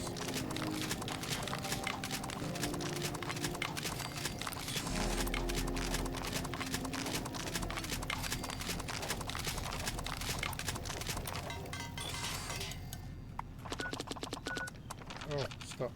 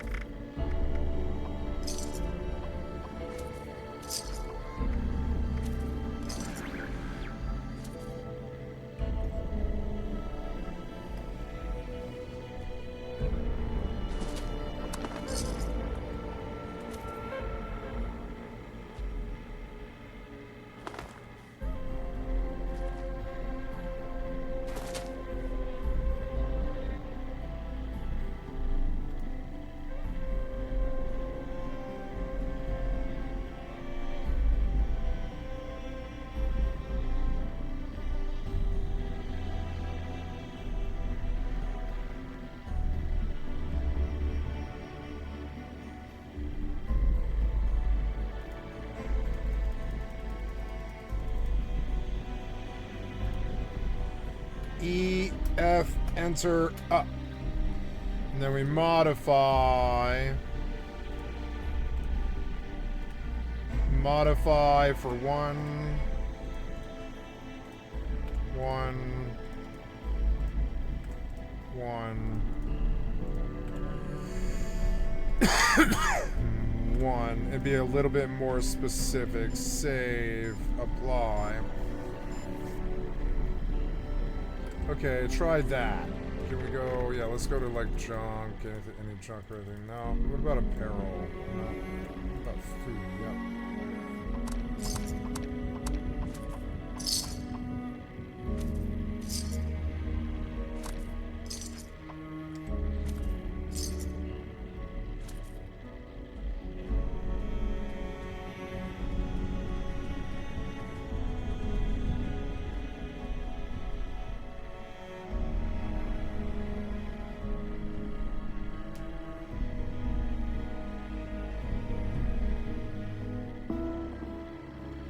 I don't think I need E in this.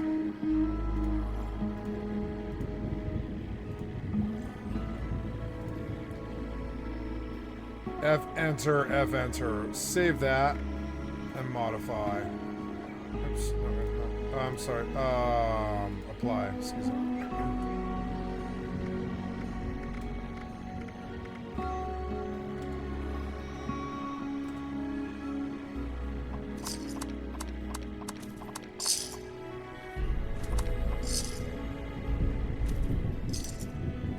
I can hold it, but it gets stuck, but I can also just tap it, and it just like, but it will, I don't want it to run longer.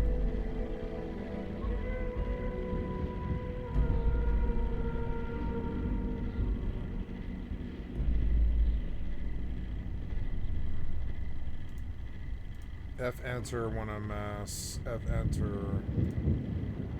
Maybe that's better, save, apply.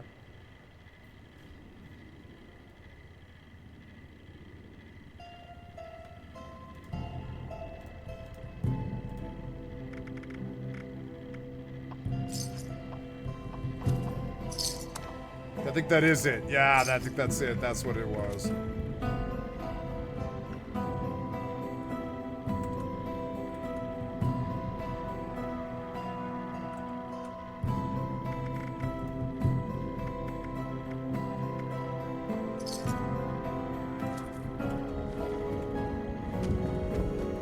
I love it when it's sunny by the mall. It's actually quite beautiful in its own weird way. The HDR helps. It looks better. So I died of exposure, I guess, or something. Good thing I have a campsite.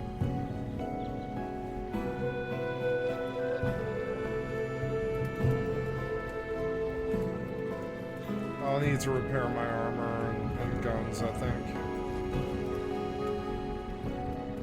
Maybe my armor's busted now.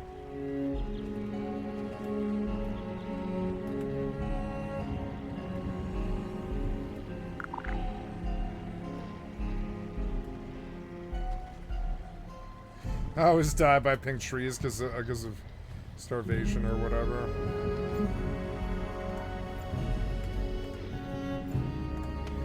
Oh no, we can't have F-enter. I remember now why.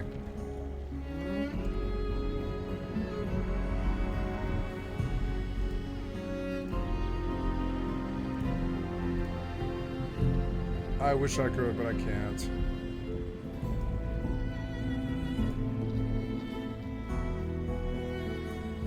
But oh well, at least it's like good.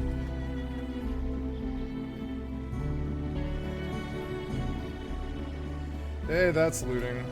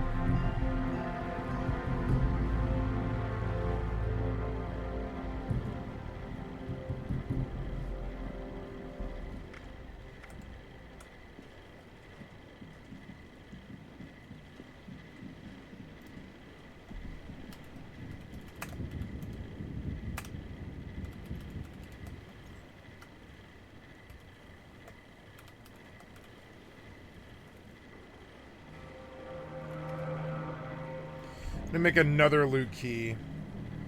This for like selling in menus.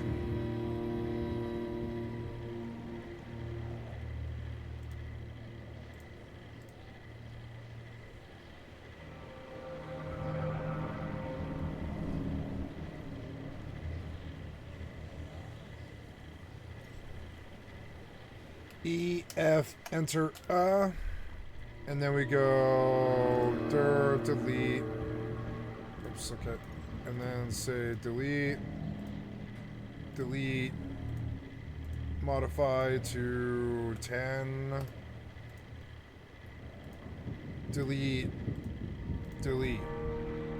Save. Apply.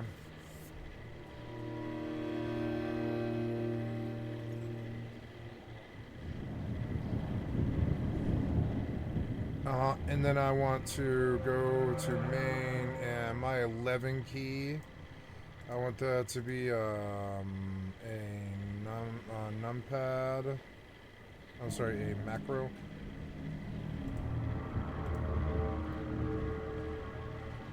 Apply.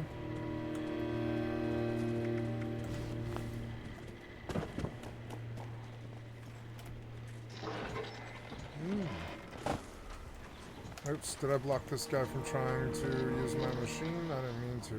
This guy.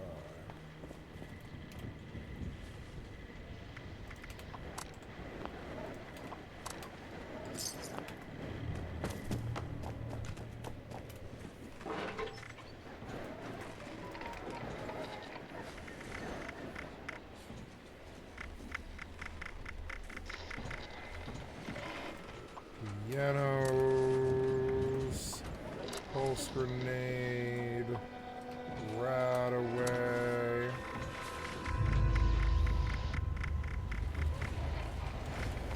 That's odd. I thought I had more.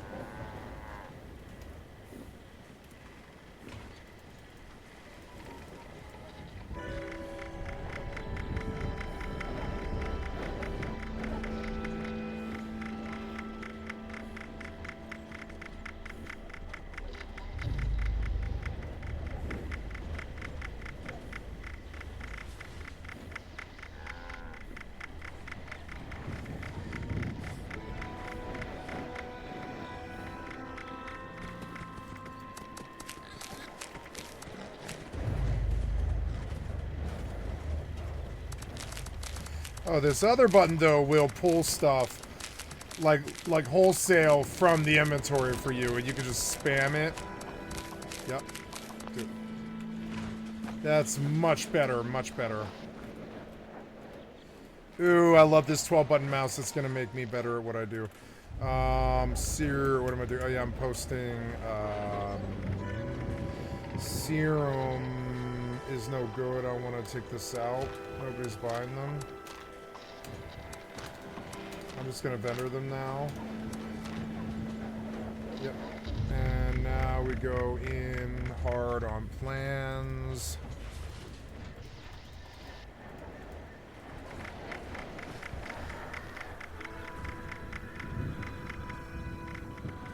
I want to sort this by value and just start from the top. Power Fist 900, Rusty Knuckles 23 plans for Raider Rusty Knuckles, plans for 3 pianos.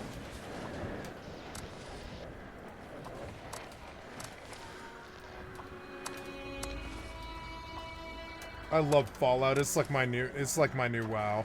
The only thing it doesn't give me is healing. I'll go back to WoW for that. But I mean, I don't know. Oh, I died again. Yeah, I did. I died again. Son of a bitch. If I go AFK, I'd die here because I'm like starving to death, I think.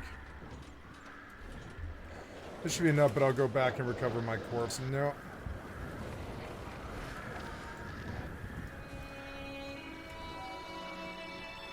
Campsite is in a dream zone. Well, I suppose it's not the end of the world. Yeah, it's like whatever. Maybe I'll get back there. Campsite's in the dream zone. No, it's not. Did it move? It must have moved. Well, we learned that due east to me is like, yeah, that is like a really passive nightmare. I came back here because I am trying to produce T2 armor.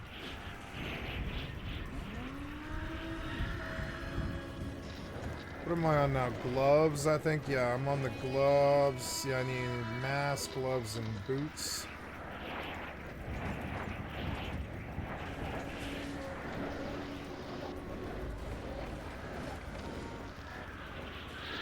Okay, gloves. We have enough now.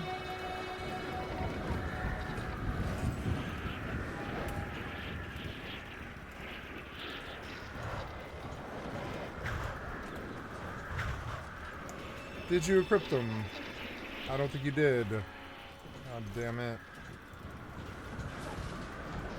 Only 1 key armor. Oops, I made the wrong thing, I guess.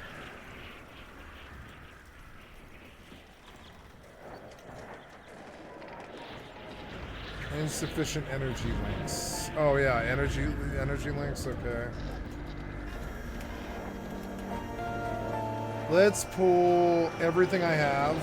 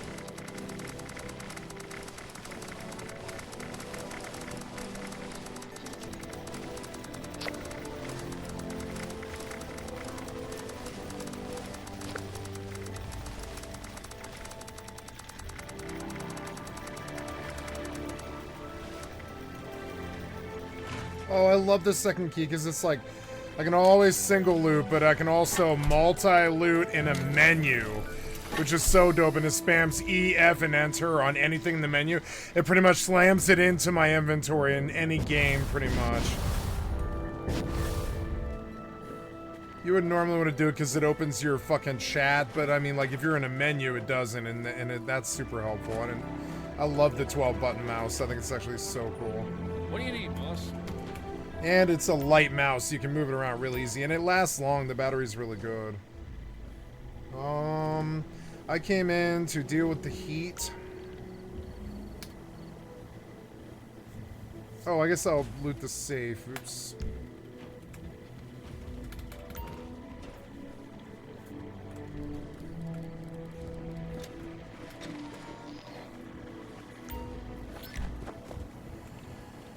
Okay, so,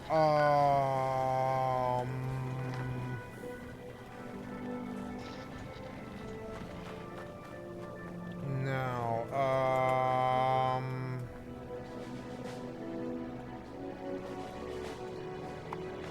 let us,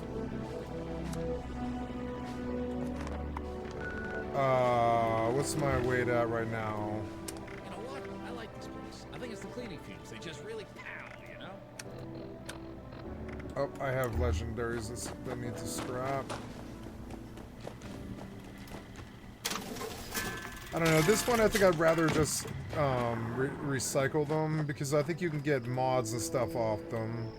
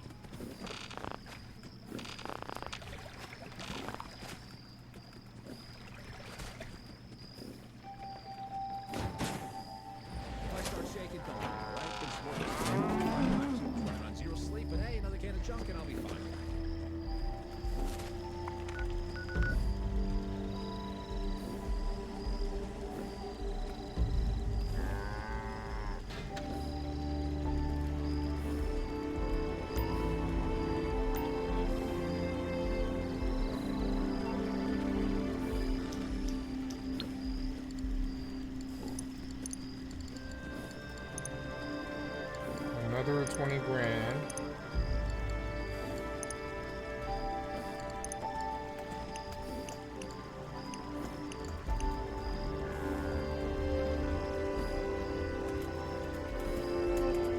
I love this little keyboard. This is the best keyboard I've ever had. This little kludge keyboard. It's annoying to get to use it and like learn to use it, but once you do, it's so good. Little kludge keyboard.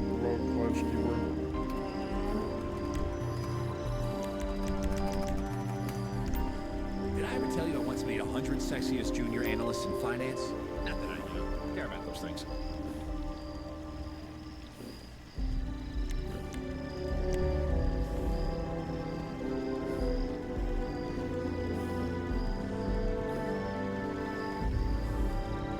It was like downloading a quest, I guess.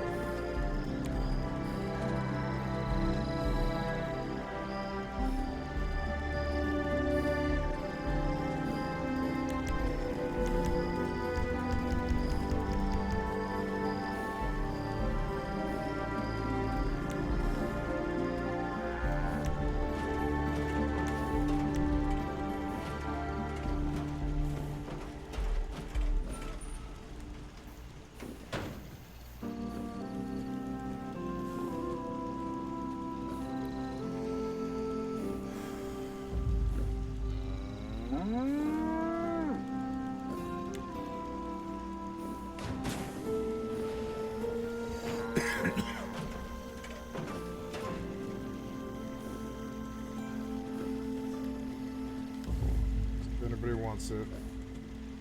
Hey, there's somebody. Sand.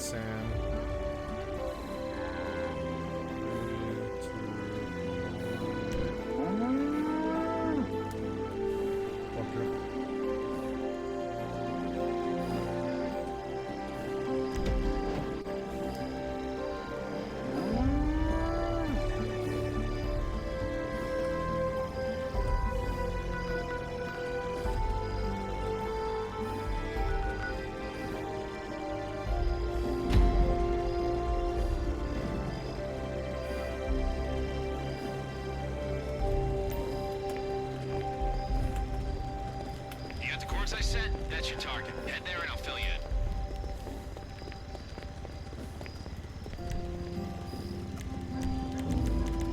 Okay, let me lay this all out for you.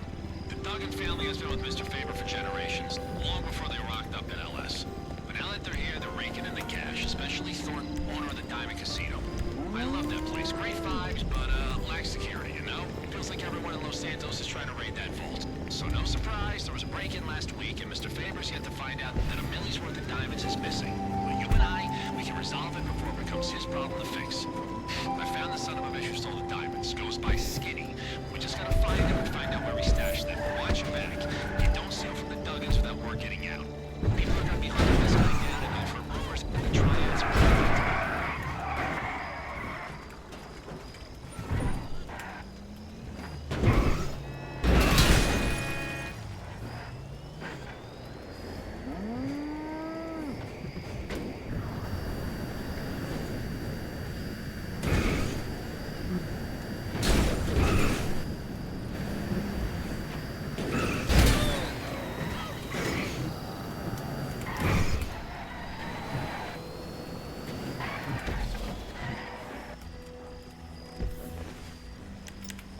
What's happening? Is it the triads? Fuck. Don't let them get to him. We need Skinny.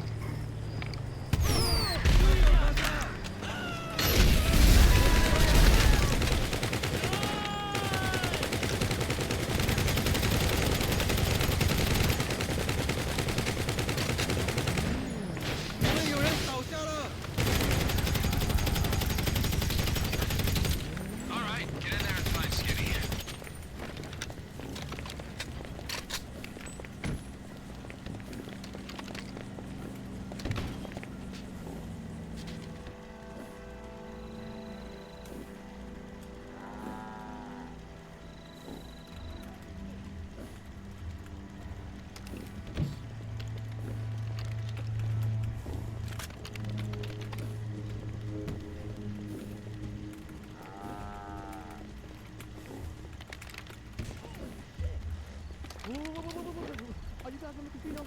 Because I can explain. I know what you want. Just follow me, okay?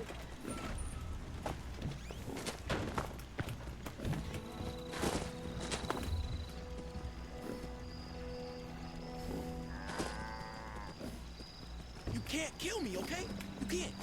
You, the casino, the triads, y'all need me alive. Because I'm the only one who can get to those diamonds. It's a container, a lockbox, biometric shit. I'll help you get them back, alright? And then I'll walk away and there's no hard feelings. Listen, I'm surrendering the shit, okay? I took them diamonds. You found out. That's on me. I accept that. Y'all can take them. I'll never fuck with you again. I swear. Cause man, the first plane out of town, I'm on it. Fuck LS. I'm gone.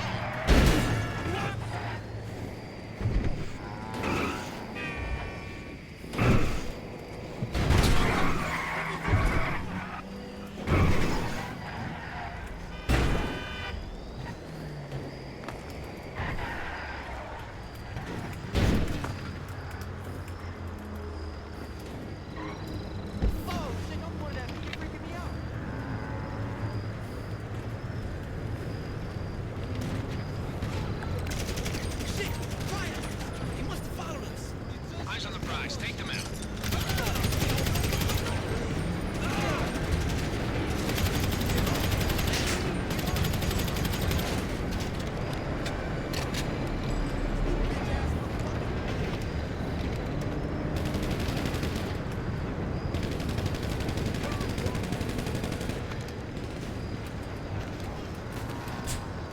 Fuck! Hey!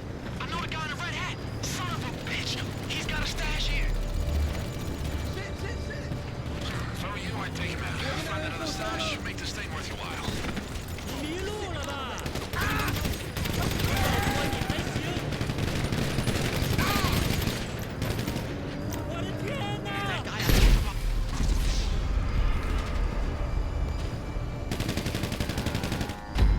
Of lives.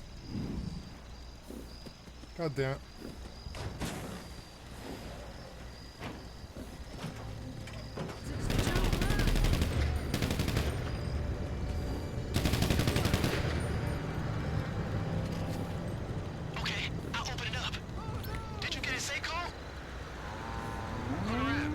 Hold on, you kicked me out. Stashes? You might as well snatch something sweet for yourself.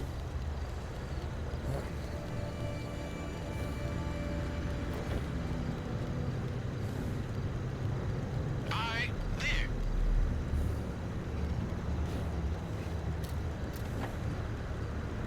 Man, I'm out of here. You tell Douglas I'm sorry, alright?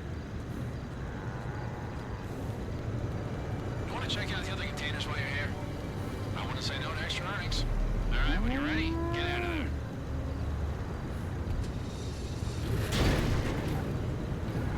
All right, the nuggets are waiting. Go drop off the diamonds.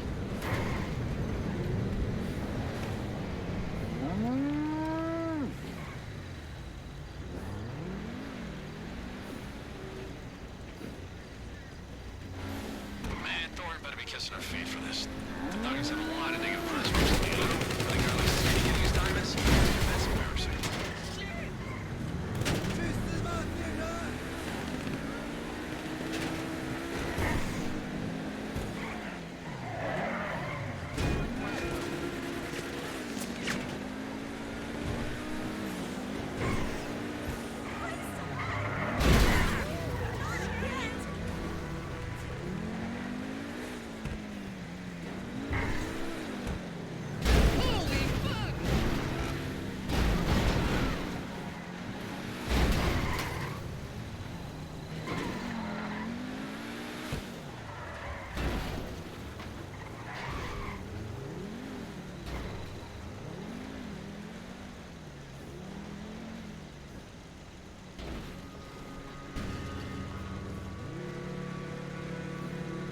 Job done, huh? Thanks, boss. Thank you. Thank you. Do I get credit? I don't know. I don't know if I get credit. We completed. Do I get credit? Hey, mission pass. Yeah, sweet. Nice. 15K. I did die, but that's alright. It's because I suicided by mistake.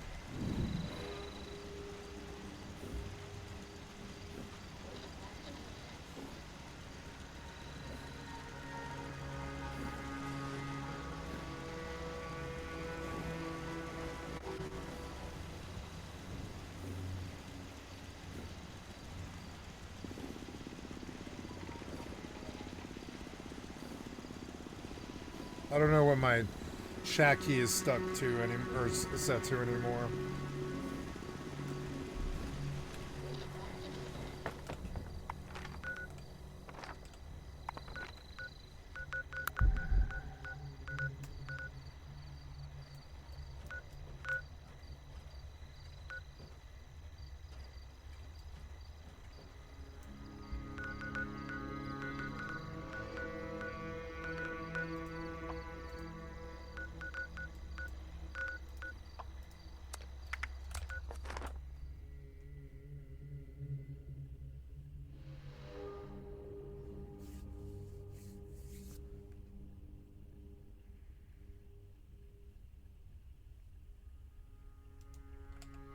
What are we doing?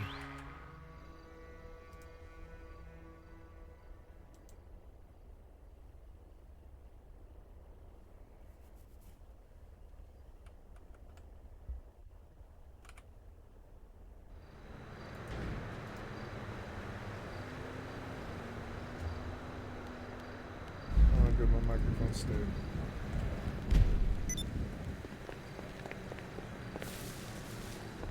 Fly low to the ground for the longest distance.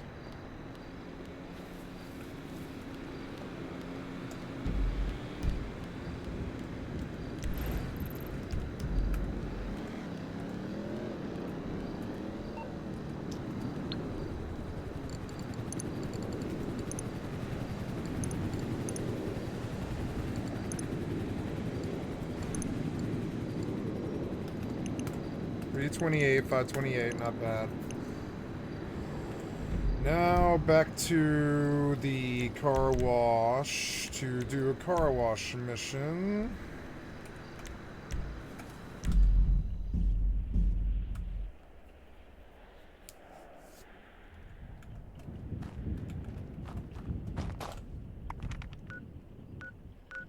I am going to the teapot to see if there's teapots to be had.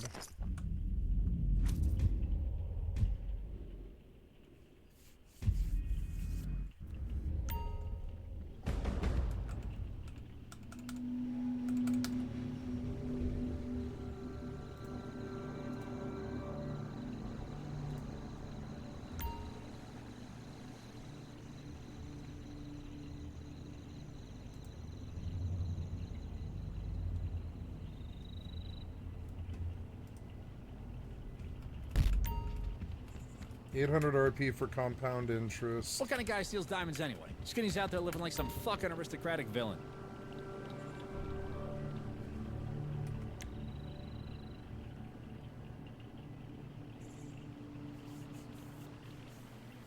I can do one more money laundering mission, I guess, and then I'll do the car wash mission when the heat meter's full. Okay, I'm sending you the location of a new drop of dirty cash. Head over there. Go to Elysian Island, okay. I think for this I'll take a motorcycle if there's a good one. Yeah, that's probably a good bike. Yeah, I'll take this bike, yeah.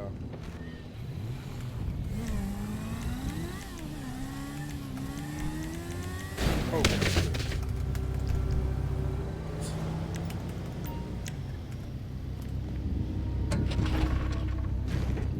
Hey, my Z button's working again. That's the first Grand Theft Auto bug or glitch that I've experienced, so besides the missions. Guys lined up with cash before we're shipped over here.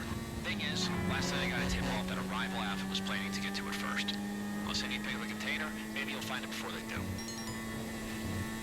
Oh yeah, these ones. Okay, I don't mind this one that much. This one's okay. It's not my favorite, but you know, they're doable, and that's the main thing.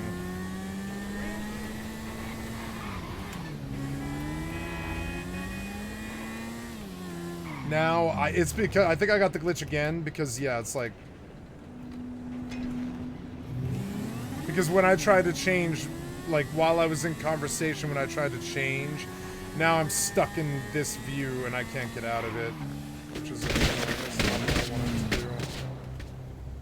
I'm a first person when I get off the bike, but yeah, it seems all glitched. Like I can't get out of first person. Seems odd. Maybe the keybind will change now, but it's like, I don't know. Maybe when I'm in a mission, it's a certain way. I have no idea what the fucking rules are here.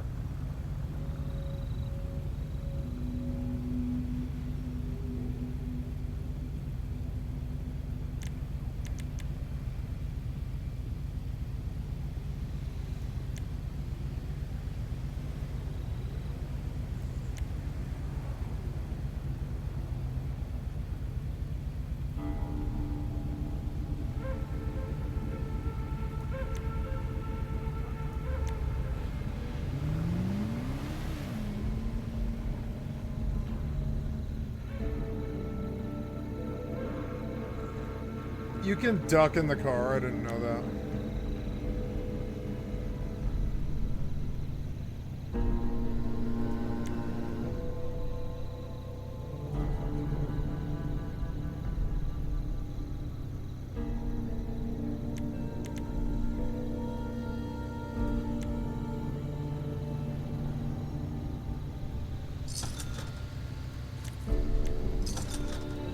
Ooh.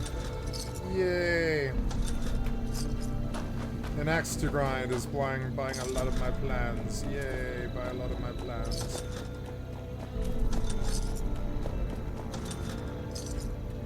God, I love that sound.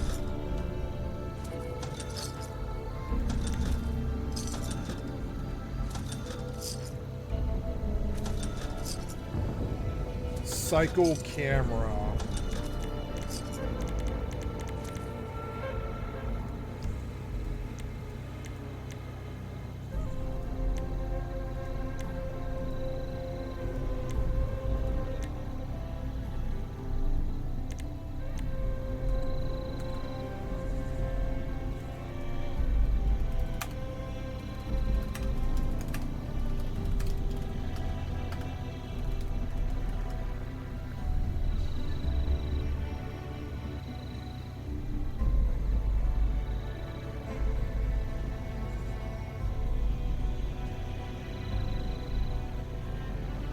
First person vehicle auto center.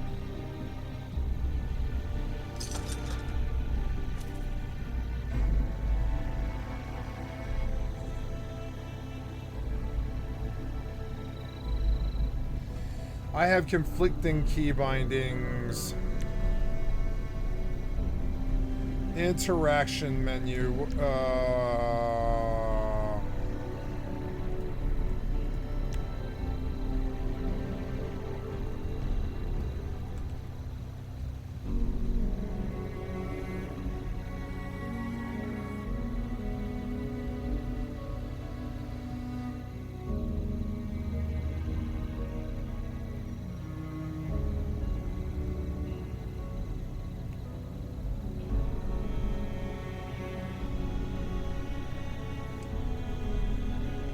Seem to have some glitch. And I'm on a mission now, so I don't know. I guess I'll finish the mission, but I'm gonna restart the client because I like have this issue where if I press cycle camera while they're talking to me, it locks cycle camera. Like what if like a cell phone message comes in. Now I can't change camera and it's driving me crazy.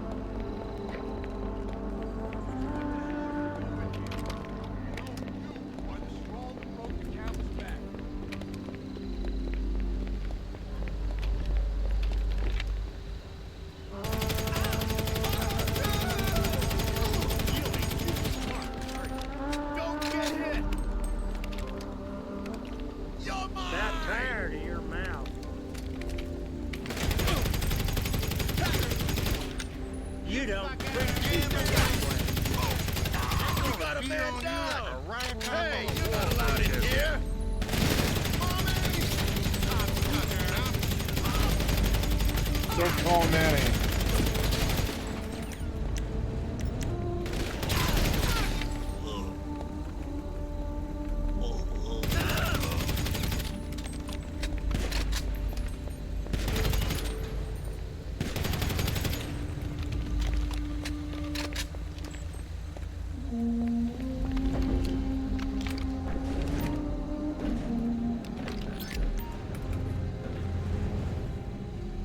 This one was easier.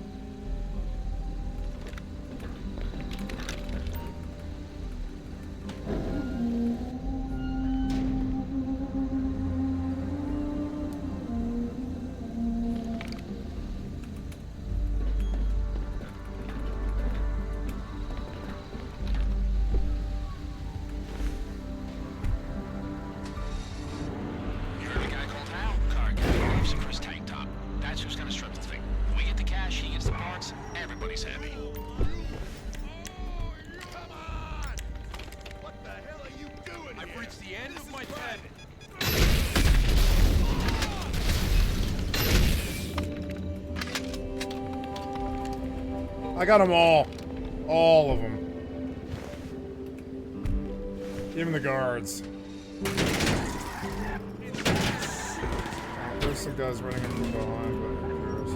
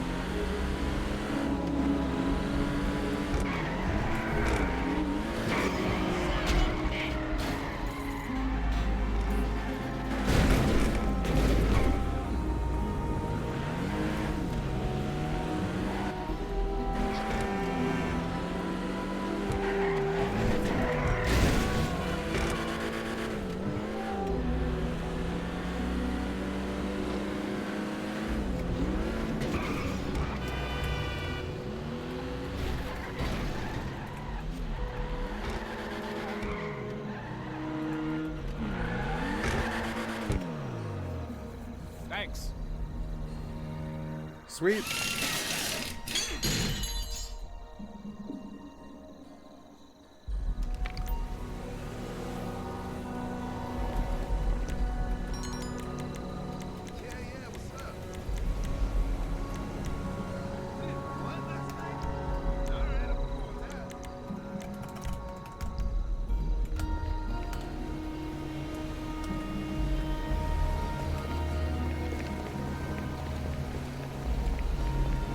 Hey, Steve! Everything all right?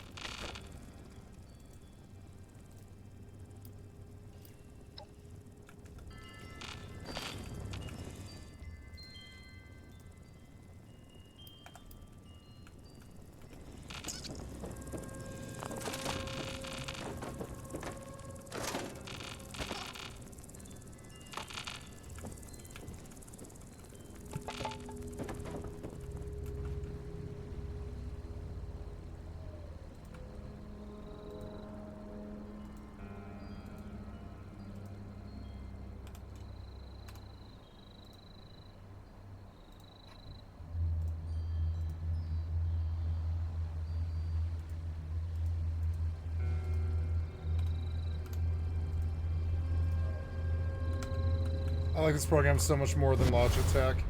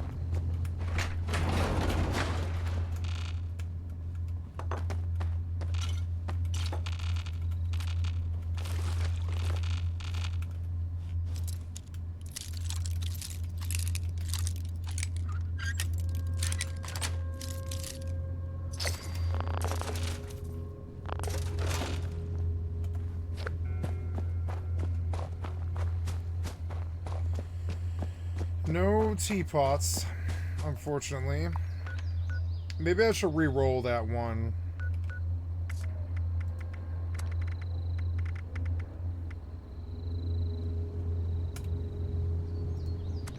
I don't like the soap one either. Glowing cryptid, fuck that. Reroll that one tomorrow. Kill blood eagles, kill enemies in burning springs. Let's go to let's go to that guy's camp. Oh look, he's on the team, so it's free.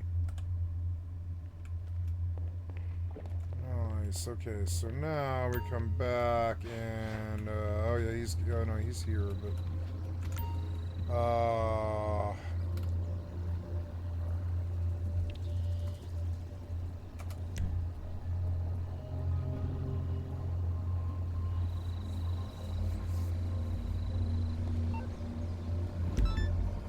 Time to balance the books. The client wants the car picked up and given a little VIP treatment. Washed and returned in perfect condition. You got this hot stuff.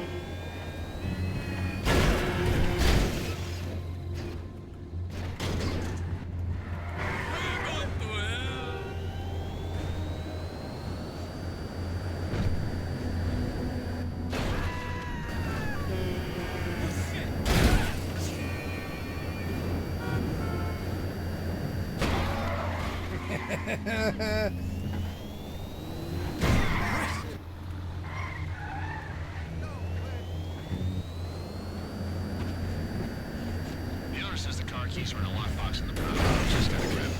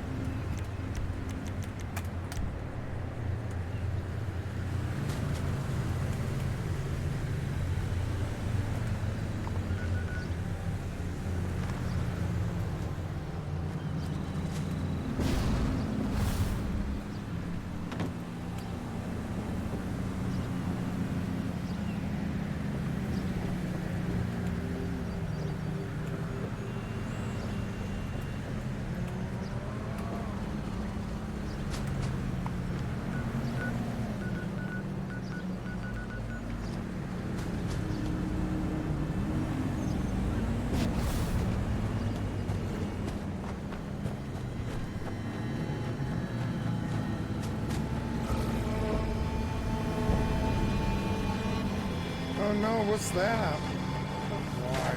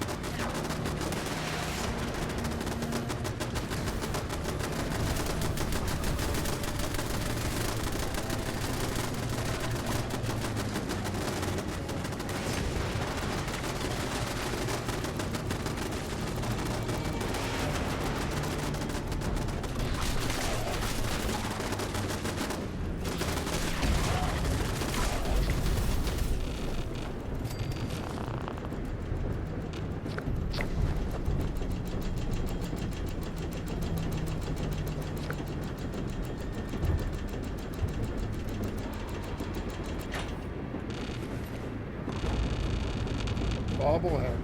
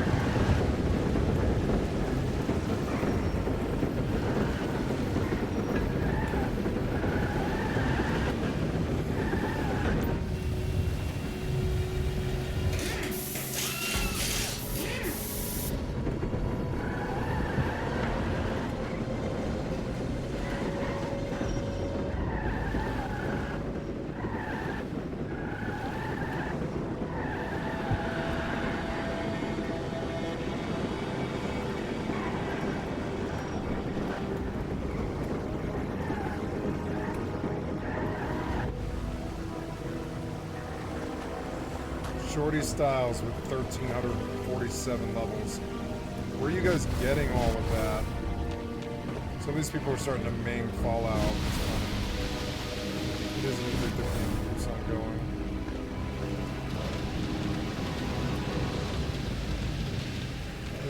This guy killed everything and everyone, I think.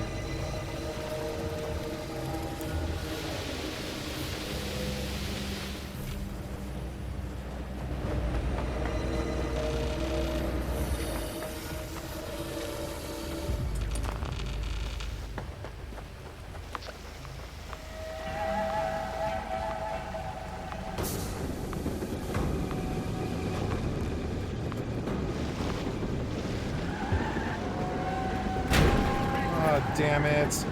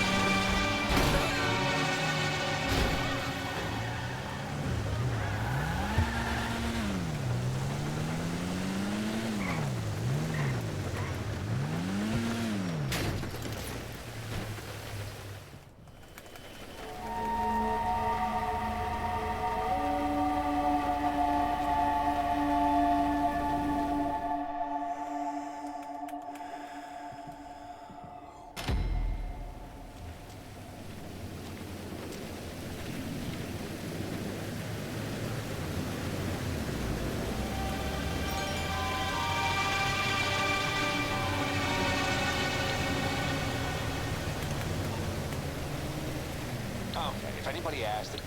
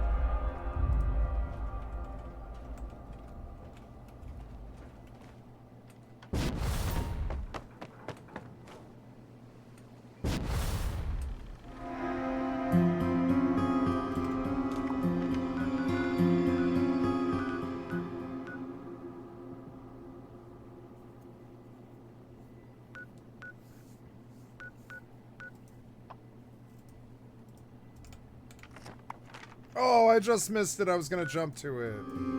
It disappeared.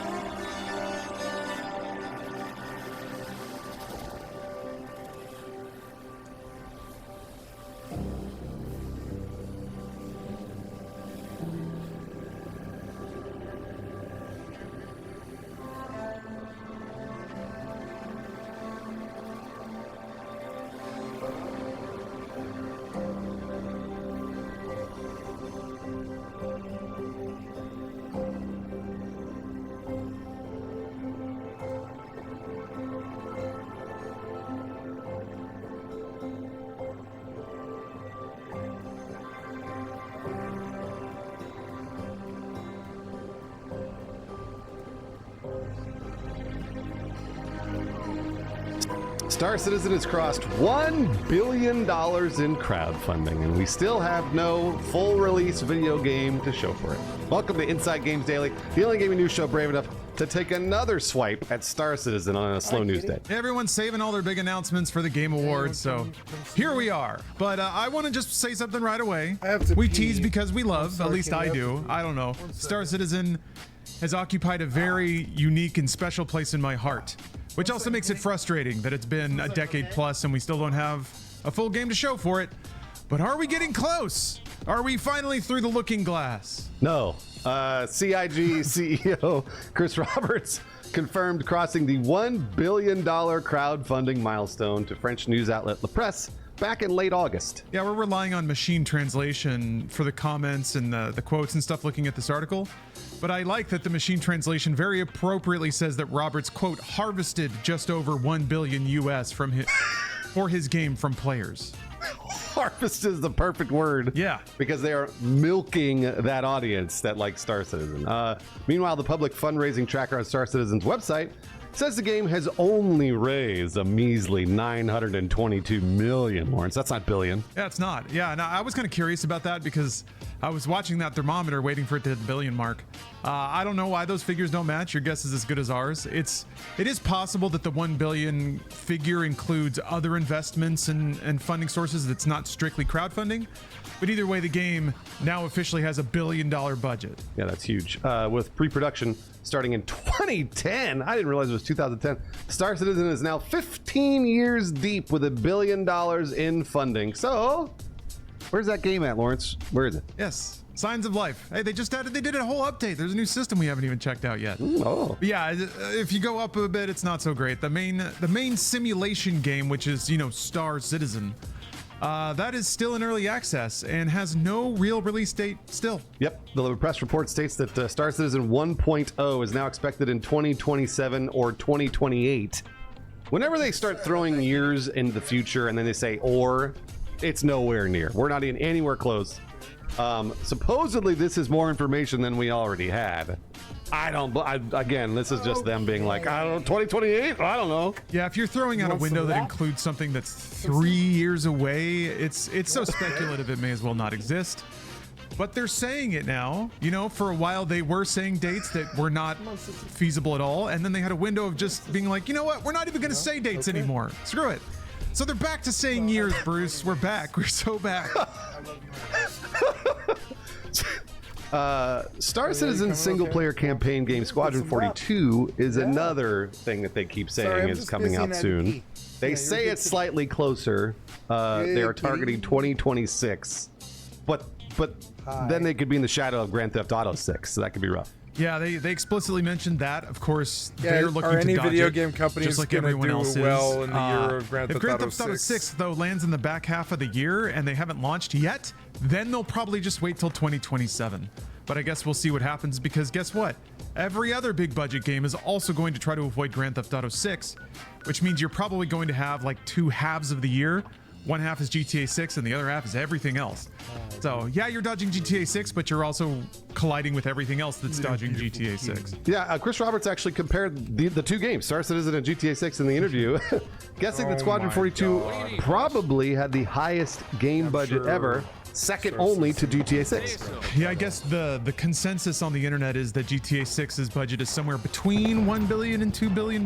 So yeah, I guess that would be about right. I don't know. When it gets over $1 billion, it's just silly money anyway. Roberts also said that he hopes that the eventual release of Squadron 42, which he describes as Top Gun meets Star Wars, that's cool. Top Gun meets Star Wars. He hopes that Squadron 42 will be, quote, an almost as important event as the launch of GTA 6.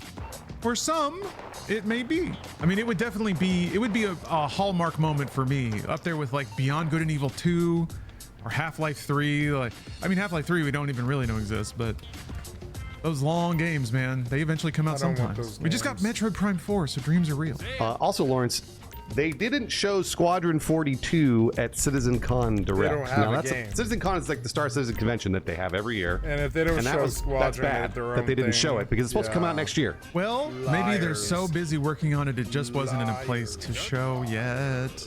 You know, when you're head down making all that content and fixing bugs left and right, and you just can't get a demo ready in time for CitizenCon.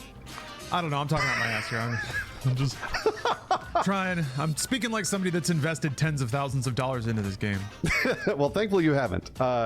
Content director Jared Huckabee said during that, there was a recent Star Citizen Live showcase back in September. He said, the team is heads down. We drew a line in the sand when we said 2026. I don't know if we're going to make it. I just know that we're going to do every single thing possible to make it. And part of that is not taking time for the distraction of CitizenCon. That does not sound positive, I'll be honest. He's like, I don't know if we're going to make it's even in the name. A year and a half from now? Like, that's crazy. That's not great. The citizens. I mean, his explanation that working on a demo and getting a presentation ready for CitizenCon, I think, is accurate. That does take time. It does take effort. I've heard developers bemoan about that. The fact that producing a stage demo to market your game takes resources away from making the damn game, unless you just put that whole stage demo in the game, which is what a lot of developers ended up doing. But yeah, that's not great. If he's already starting to speak in more conditional terminology, and especially if they have no compelling reason to hold themselves to that date other than they promised to, but they have done that many times in the past, and their audience keeps forgiving them for it. So. It's true. That's true, and giving them more money. So while it's unlikely that Squadron 42 will cause the cultural ripples that GTA 6 will next year, La Presse reports that the game still has a large player base. Yeah, this was kind of interesting. They reported that Star Citizen attracts 1 million active monthly players and has had at least 25 million players total that have tried out the, the air quotes game at some point. So they have a lot of people that have at least gotten into it, made accounts. So that's a lot of people they can sell Squadron 42 to. That's really true, and it's cool.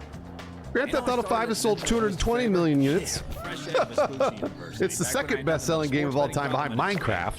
I don't necessarily know if Star Citizen and GTA are in the same conversation. No, they're not. God bless you, Chris Roberts, but no. Yeah, I mean, the total number of players Star Citizen has ever had is a little bit higher than 1/10 of the sales volume of Grand Theft Auto 5. So it's a different magnitude of game, and the people familiar with it, it's a different magnitude of popularity.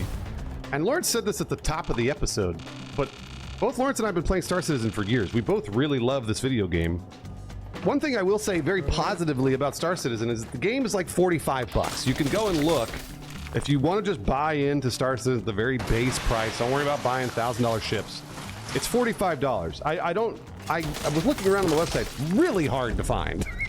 You have to like make an account and shit. It's stupid. But once you get in, you can pay $45 and then play the game and do whatever you want. They give you a ship. You fly around, you sort of learn the mechanics. It's going to take you forever. But you don't have to worry about that. And I actually very much appreciate that about Star Citizen. This is something that I don't say often enough because we do play this game. It's a disaster all the time. But there is no other game like it for $45. I am glad you brought that up. Yeah, it's real easy to roll your eyes and scoff at the amount of money and certainly the time that has elapsed. But that's not necessarily compulsory. You do have to buy in if you want to play, but they have free play weekends you can try. I remember when I did it, I got like a $20 starter pack. That's all I've ever had to pay. And every single update that comes out, I'm able to try. And like Bruce said, there's really nothing else like it. It has the Bethesda jank that Bethesda games used to have 10 years ago because they were trying these big, huge things. And yeah, they would rattle and fall apart at the seams, and that's all this game does. It is a game of Bethesda jank, but that's what makes it so magical. So part of me hopes they never do finish it. I would love for it to be just a lifetime passion project, always unveiling these new broken things because it just upends the whole universe every time they do it. So despite these figures being rather absurd, I have to admit, I don't feel scammed by the game. I actually feel pretty good for what I got for what I paid and how long that has lasted. I don't know. How do you feel about it, Bruce? Yeah, that's totally valid. I really don't feel like for $60, I think I got fine. I will say though, if I think spent it was fine. $500 or $1,000 10 years ago, I think I would feel scammed. I would feel super scammed. Like this, because that feels like you're really buying into a game that should have already been out and like has iterated upon so many different things. I've heard a lot of different random stories about people spending a lot of money on this game and then not getting what they even were promised. So I've heard that a lot. So that's why I say buyer beware when it comes to Star Citizen. Buy the really cheap package or just play on a free-to-play weekend. Don't be like, this looks like the greatest video game in the world. I'm gonna spend $1,500 on. Don't do that because it might be a disaster. But yeah, it's been a long ride, hasn't it? All the way back 2012 is when the game. It's a scam.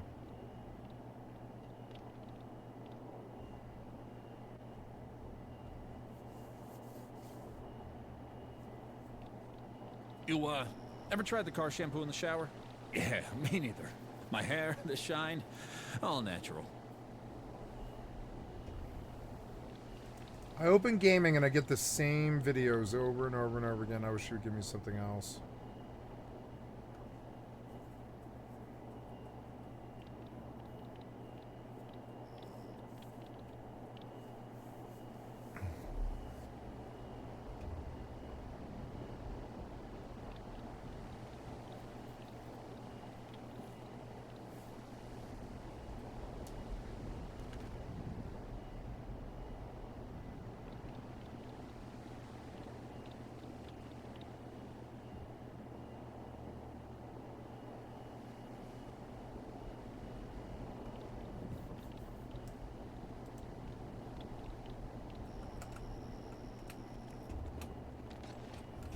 Remember when MMORPGs ruled the gaming world like kings on digital thrones?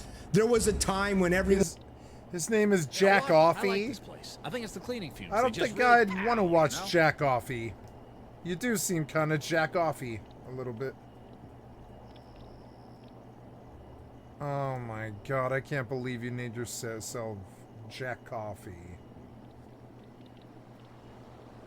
Ugh.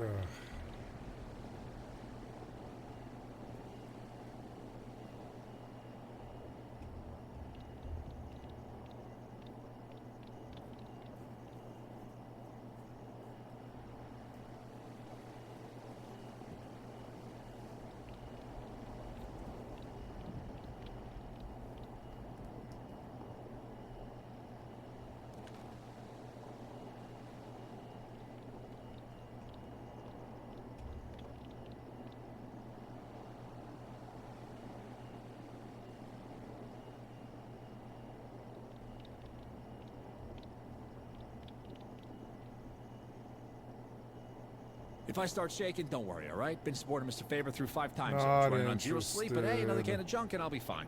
Not interested.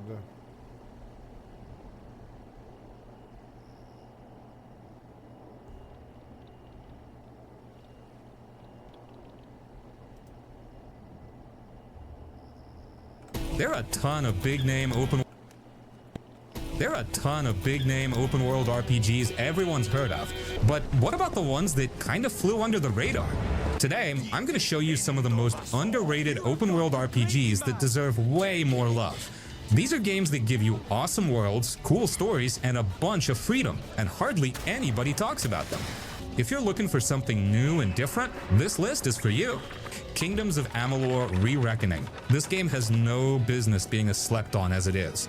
Like seriously, you boot it up and yeah, maybe it looks a little old school and sure, it came from kind of a messy history with that whole studio collapse and all that. But the second you start swinging your weapon around, it just feels good. Combat is smooth. Like way smoother than you'd expect from a big open world RPG from back then. It's got that action RPG feel where you're dodging, blocking, juggling enemies, mixing magic and swords, kind of like if Skyrim actually cared about the combat system. But okay, it's not just about the fighting. The world is huge, like massive, and colorful too. None of that muddy brown nonsense you saw in a lot of games from that era. This world actually feels alive. Lots of towns, forests, swamps, weird fantasy zones, all packed with quests. And I mean a ton of quests. Maybe too many, honestly. You could get lost in just side content for hours before even remembering the main story exists. Speaking of story, it's got a cool hook. You're this dude or girl who literally came back from the dead, and now you're the only one who can mess with fate. Like in this world, everyone's future is already written, but not you. You broke the system, so now you're out here wrecking monsters and changing the timeline while everyone's like, yo, who is this guy? Go, go! Is it perfect? Nah. The menus feel dated. Inventory management can get annoying, and the world, while beautiful, can feel kind of generic fantasy sometimes, but man, the gameplay carries hard. And once you start leveling up and mixing different abilities like daggers and lightning spells or a big hammer with stealth, it gets real fun real fast. Also, the remaster, Re-Reckoning, cleaned things up a bit, made it run better on modern systems and added some quality of life stuff. Nothing groundbreaking, but enough to make it feel smoother. Bottom line, Kingdoms of Amalur is one of those games that just didn't get the love it deserved. It might not have the big cinematic moments like Witcher 3 or the hardcore systems of something like Divinity, but it's just plain fun. That's enough sometimes.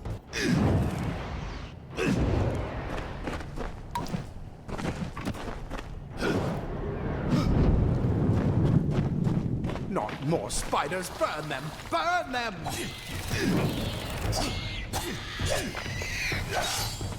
Greedfall. So Greedfall is one of those games that kind of flew on